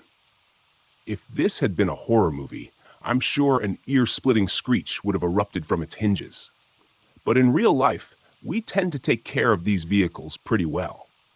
In the best of times, they are the only convenient transportation for 20 miles or more. In times like this, though, it was likely the only thing that would save my sorry ass. I jumped in and pulled the door shut behind me with a dull thunk, subconsciously locking it. I almost laughed when I did that. The entire top of the Jeep was nothing more than canvas and plastic windows. A feisty hamster could probably have penetrated my little haven, and I doubt the mimic would even think twice about it. The Jeep fired up immediately when I turned the key in the ignition, and I threw it in reverse for the most ungraceful 14-point turn you've ever seen on the narrow and muddy service road. Once I got it turned around, I didn't waste any time directing it the way I'd come. The service road was really little more than an uneven and ill-maintained dirt trail, and was only ever used infrequently by the rangers and lookouts. As I'd previously mentioned, it was a rough ride, even for the heavy suspension of my trusty steed, so I had to keep it at a reasonable speed. The very last thing I needed was to snap an axle or bounce myself right off the road and into the trees. Considering the condition of the trail, with the fact that it constantly wound and curved as it progressed, it meant that even my best speed wasn't much faster than I could run on foot. That's okay. Once I got past my tower, the service road was generally better maintained and followed a more or less straight path. I'd be able to build some decent speed there and be out of the wilderness and standing at the ranger station in an hour or so. The abrupt appearance of my tower caused me to feather off the gas as I rounded the last curve from the northern track. I slowed to a crawl and squinted through the now dirty windshield. From here, everything looked exactly like I had left it. The gate still stood closed, and looking up, I could see the trapdoor also appeared shut. Maybe this thing hadn't returned. Hell, maybe this thing wasn't ever going to return. For all I knew, I was headed in the opposite direction. It's not like looking at a GPS on it or anything. It was at that moment that I nearly pissed myself when the radio, still clipped to my belt, squawked, and I heard probably the last thing I had ever expected to hear. "John, are you there?" The signal was pretty clear, but his voice sounded weak, strained. I almost didn't respond. I was frozen in indecision, clouding my mind. I didn't know what I could trust to be true, but I doubted that this mimic had read the radio manual and learned how to operate the handset. I snatched the handset from my shoulder and keyed the mic. "Billy? Holy? Is that you?" He answered me right away, and I thought I could hear relief in his tone, buried under his pained words. "John? Thank God. I was afraid you were gone." My eyes drifted to the trail leading past my tower toward the ranger station, toward safety. Another 5 minutes, and I would have been there. I got to my Jeep, and I was just about to haul ass for the ranger station when I replied, "What's your status?" There was a moment of silence, and I wondered briefly if he hadn't even heard me. But then he answered, "I'm not doing too hot, John. I'm in my tower, but that thing hurt me. I've lost a lot of blood, and I've been drifting in and out. I've patched myself up as best as I could. I stopped the bleeding for my leg." He frowned and closed his eyes for a moment, asking a question I was pretty sure I knew the answer to. "Are you able to get back to your Jeep?" I thought I heard a coughing bark of laughter before he answered. "I don't think so. Pretty banged up, man. What happened?" "Billy, son of a... It got into my tower, managed to get a shot off, but not before it got a jump on me. I took off before it did me in, so I think I hit it. I don't know where it is now, though. My tower is wide open, and it hasn't come back, so maybe it's dead." I doubted that. Things never work out that simply. "Are you stable, Billy? Can you be moved?" Another silence, and then he said, "I know what you're thinking, John. Just turn your Jeep around and haul ass to the ranger station. That's an order." I dropped my forehead to the steering wheel, closing my eyes and cursing. It would have been easier if Billy hadn't radioed me. I know it's selfish. I know I'm an idiot for even thinking it, but I could have been blissfully out of range if he'd only waited for 10 more minutes. Still, I put the throttle down and got the hell out of there. I could still race for the ranger station, have them mobilize a chopper to come back for Billy. But they were at least an hour away. Factor in the spin-up time for the helicopter, and you're talking more like an hour and a half before anyone gets to him. It didn't sound good. Something told me it was unlikely he'd last that amount of time. I could still turn left. I'd likely live.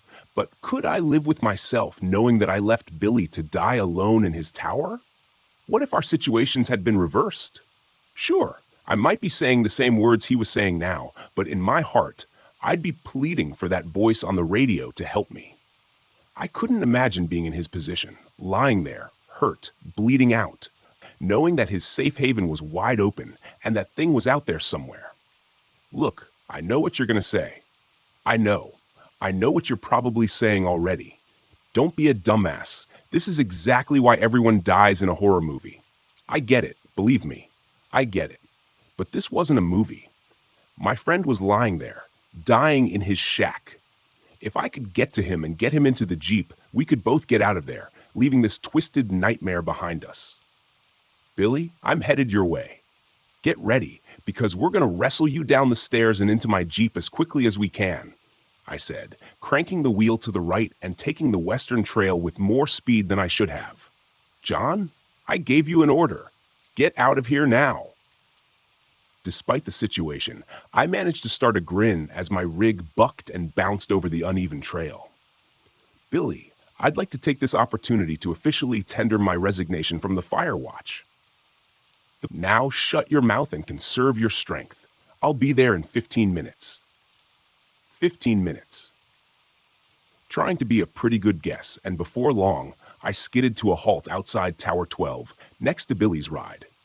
I opened the door and stepped out into the quiet air, my handgun coming from its holster and held before me like some sort of shield. I took a quick moment to let my eyes roam over the surrounding woodlands for any sign of movement, before quickly jogging around my Jeep and toward the compound's entrance. I passed through an open doorway, taking note of the heavy chain-link gate that was lying twisted 15 feet inside the fence. Another dozen paces, and I was at the base of the stairs, craning my neck to make sure nothing was awaiting me above. I kept the mic on my shoulder and said in a low voice, "Billy, I'm outside your tower right now, heading up. For Christ's sake, don't shoot me." I turned the volume on the speaker down just in time for his response. "Damn it, John. I told you to leave." Despite his words, the gratitude and relief were clear in his tone. I started up the stairs, revolver still held at the ready as my other hand ran lightly up the railing. My eyes were drawn to the red-black spots staining the gray paint of the steel steps. I found even more of the viscous liquid on the railing as I continued my ascent. Blood, but not Billy's. God, I hope that thing is lying in the woods, breathing its last breath. He definitely hit it, but I had no way of telling how seriously it was hurt. In a human, red blood indicated an arterial bleed, which was typically a fairly significant injury. With this thing, who knew what black-red meant? I climbed the rest of the stairs around the tower and stopped just below the open trapdoor. "Billy?" I called cautiously. A pause, then came his reply, shaky and with a wheezing sound I didn't like at all. "How do I know it's you? Say something I couldn't have heard you say before." "I have always admired and respected you," I answered without hesitation. He said under his breath, "Come on up." I took another couple of steps, cautiously poking my head through the trapdoor. Billy was sitting upright, more or less, resting his back against the doorframe of his shack and aiming his own handgun generally in my direction. As soon as he saw my face, he dropped his hand to the side, the stainless steel barrel clanging against the metal walkway. As I stepped fully through the trapdoor, I noticed two things immediately. Firstly, there was a significant amount of that black-red goo splattered around. Secondly, I realized how badly injured Billy was. His face had gone gray with a sickly paleness, and his breaths came in ragged hitches. Blood-soaked bandages wrapped both forearms, and his face was covered in a crimson rag taped haphazardly down. His entire khaki park shirt was painted in a hellish tie-dye of shades of red, but it was his leg that worried me the most. A tourniquet had been tied around his thigh, and he was groaning, but the pants leg was a cherry red below that, glistening in the late morning light. "Jesus, Billy," I exclaimed, holstering my gun and rushing to his side. He waved me off, saying, "All beside me. I know it looks bad. Save it for later. Let's get out of here before that thing decides to come back for another round. I nodded and stood again, taking a quick glance past him into his shack. A twin of my own tower, normally Billy's looked like a war zone now. His table and desk had both been overturned and smashed, along with his base-set radio on the floor. On the floor nearby was a satellite phone, its antenna and display obviously smashed during the attack. Lifting his arm over my head, I helped him to his feet. He grimaced in pain, but threw his remaining strength in with mine, and we began the precarious descent through the trapdoor. "Did you at least get to make your phone call?" I asked him as we took the steps carefully and agonizingly slow. He shook his head. "Got here just as I was getting ready to. Excusing your voice, telling me that you were from the Park Service and you were here to help." He looked at me with a shaking astonishment. "Sounded just like you, John." I looked over the catwalk, railing down at it. He winced again as we stumbled on a step. "Almost there, John," he continued. "Well, yeah, I've never seen anything like it." I shook my head as we reached the bottom step and moved onto the rain-soaked ground. I grunted with exertion. "Save it, Billy. We've got a long ride ahead of us. Plenty of time for that later." He just nodded as I maneuvered him and ran to the passenger side of the Jeep and helped him climb in. Once he was in, I hurried back around to the driver's side door, got in, started the engine, and pulled the door closed behind me.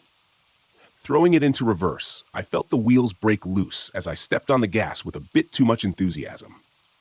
I swung the 4x4 around and put it into drive, pointing it back toward my tower and beyond. Safety. I only had a heartbeat's warning from Billy before I saw it barreling from the underbrush at us.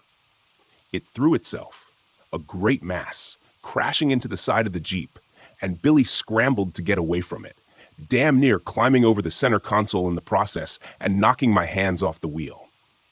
In a panic, the Jeep swung wildly left, and I stomped down on the brakes to avoid slamming into the trees. One of the front wheels dipped off the road, and the steel bumper crashed through a small cluster of oak saplings, halting us abruptly. The engine stalled, and everything went silent in that moment as we froze. My breath hitched in my lungs, and my eyes widened in shock as I laid eyes upon the abomination for the first time. My first impression was that it was much larger than I had thought, but the nightmare visage before me eclipsed such a pedestrian observation. The thing stood in the middle of the trail, still shaking its head as if trying to recover its senses after the collision with a 2-ton vehicle. It looked vaguely humanoid in a sense, but it walked on 4 limbs, clearly proportioned to such a task. It was hairless, and its mottled pink-gray skin stretched taut over muscles, bones, and odd unidentifiable bulges. The limbs seemed to have joints that bent in all the wrong directions and ended in what had been claws, but instead of the distinctive keratin-composed sharp nails that seemed so familiar in the natural world, these seemed to be extensions of the creature's skeletal structure, protruding painfully through its veiny, translucent hide. The worst of all was the bulbous and disproportionately large head, topped with an oddly gaunt-appearing neck. It was oblong and reminded me of the shape of a feline's skull. Its mouth seemed a jagged tear across its face, with ill-fitting and chaotically positioned teeth that didn't seem to allow the mouth to close properly. I couldn't see any eyes, but where they should have been, instead, there were 2 bulbous and cyst-like organs, seemingly bulging and flattening in a slow rhythm as if bladders were filling with air or liquid. I reeled back in revulsion as it turned its sightless head in our direction, searchingly. Flaps of skin on either side of its malformed snout opened slowly, like some obscene blossom composed of milky gray bat wings, and I had the sense that it was using them to try to somehow locate us. It was then I saw where Billy's shot had struck the creature in the face. One of the snout flaps was nearly completely severed, hanging limply in contrast to its sibling. A gouge furrowed by the bullet's travel creased along the right side of the thing's head, piercing and ravaging the bulbous organ on that side and leaving it a deflated sac. When it turned its head further in our direction, I could see clearly where it had bled significantly from the shot, but I was horrified to see that the wound had already sealed itself, leaving a shiny silver scar to mark the incident. "I knew I hit you, you bastard," Billy whispered, half to himself. The mimic stopped its motion, and we watched as the uninjured bladder on its head expanded like a half-filled party balloon. It dipped its head a bit, and we saw two membranous slits in the top of its skull dilate. A moment later, the twisted sound of a human voice assaulted our ears. "I know you're out there." The voice was unmistakably Billy's, but it was distorted and wrong. I thought that the wound from his gunshot probably had something to do with that. The thing raised its head again, turning a bit more in our direction. It took a few experimental steps forward, then paused and lowered its head. This time, we heard what sounded like the painful roar of a beast, almost perfectly replicated, except for that same distortion we had heard previously. "Killed a bear." I held my breath as we watched it again raise its head and take a few more contemplative steps in our direction, slowly swinging its grotesque snout back and forth. I could see how the flaps of skin that were flared open, where its nose should have been twitched minutely back and forth, and I felt like it was using them to listen for us. "Knows we're here somewhere, but he can't see us," whispered Billy, leaning close. "But if it gets close enough, I'm thinking we're done for." I looked over at Billy and realized that there was no way he'd be able to make a run for it in his condition. From the look of the thing growing ever closer to where we cowered in our Jeep, I thought it was likely we didn't have much time before it got close enough to hear our breathing, our heartbeats, or whatever, even inside the 4x4, and when that happened, I knew what would come next. Billy closed his eyes for a moment and turned to me. There was something in his eyes then, sort of acceptance. So he didn't like it one bit. "Get ready with the cannon," he whispered. "Only gonna get one chance at this." "What are you talking about?" I asked. A moment later, I had my answer. Billy took a deep breath and mustered every bit of strength to fling the door open and stagger out of the Jeep. "I'm right here," he shouted, limping weakly across the road from the Jeep. The mimic whipped its head in his direction instantly, but tilted its head to the side, seemingly momentarily puzzled at this unexpected turn of events. Billy held his own magnum in his hand, but it was too weak to raise it towards the beast. Still, he pulled the trigger, and a resounding boom seemed to shake the air. The mimic flinched at the defining sound of the gunshot, the flap of membrane at its snout snapping shut protectively. But its stunned hesitation didn't last very long. In an instant, faster than I would have thought possible, it launched itself on powerful limbs at Billy, knocking him to the ground and tearing at him with teeth and claws. I heard my friend screaming, then a horrible, soul-rending sound that I'll never forget as long as I live. But now was my chance, and I took it. I swung the door open and stepped out of the Jeep, my gun coming free of its holster in the same moment. The creature was preoccupied with what was left of Billy, but as soon as I brought the gun up and thumbed back the hammer, its head swung around at me. It crouched like a compressed spring, preparing to launch, but I was quicker. The report of the gunshot was incredible, and the recoil from the powerful round rocked my wrist back painfully. The beast staggered, and I saw a burst of blood and tissue explode from a wound where its shoulder met its neck. It howled an otherworldly cry, sounding like a bedlam mixture of man and beast. But though the wound seemed terrible, it tried once again to throw itself at me. I was set on my course, though, and took step after step toward the creature, pulling the trigger again and again until the gun ran dry. All I was left with was the clicking of the hammer and a high-pitched ringing in my ears. The acrid smell of gunpowder stung my nose, and by the time I finally stopped, I found myself within only a few feet of the horrific thing. 6 blackened holes stippled the neck and torso of the creature where the bullets had entered, and I knew that the destruction of their exits on the opposite side would be far worse. The mimic lay sprawled across the ruined body of Billy Johnson, its weight crushing whatever had been left of my friend. Black-red blood spread out from beneath the thing's bulk like an oil spill across a smooth floor. I noted with some muted surprise that the creature still twitched and slowly flexed its powerful muscles, and a wheezing sound was quietly emanating from the slits on the top of its skull. I holstered my empty handgun and scanned around the ground for what I knew was there. A moment later, I spotted it. Billy's own Magnum, lying half buried in the muck where it had been torn from its grip under the weight of the monster. I snatched it up and shook it clear of most of the mud and grass. Opening the cylinder, I saw that only one unfired round remained. That was enough, though. I approached the horror before me without apprehension or pause, my eyes focused on this thing that had caused so much pain and terror. I thumbed the hammer back and placed the muzzle against the mimic's head, which still convulsed with some small remaining life. I didn't know if it would be able to heal from the wounds I had already inflicted.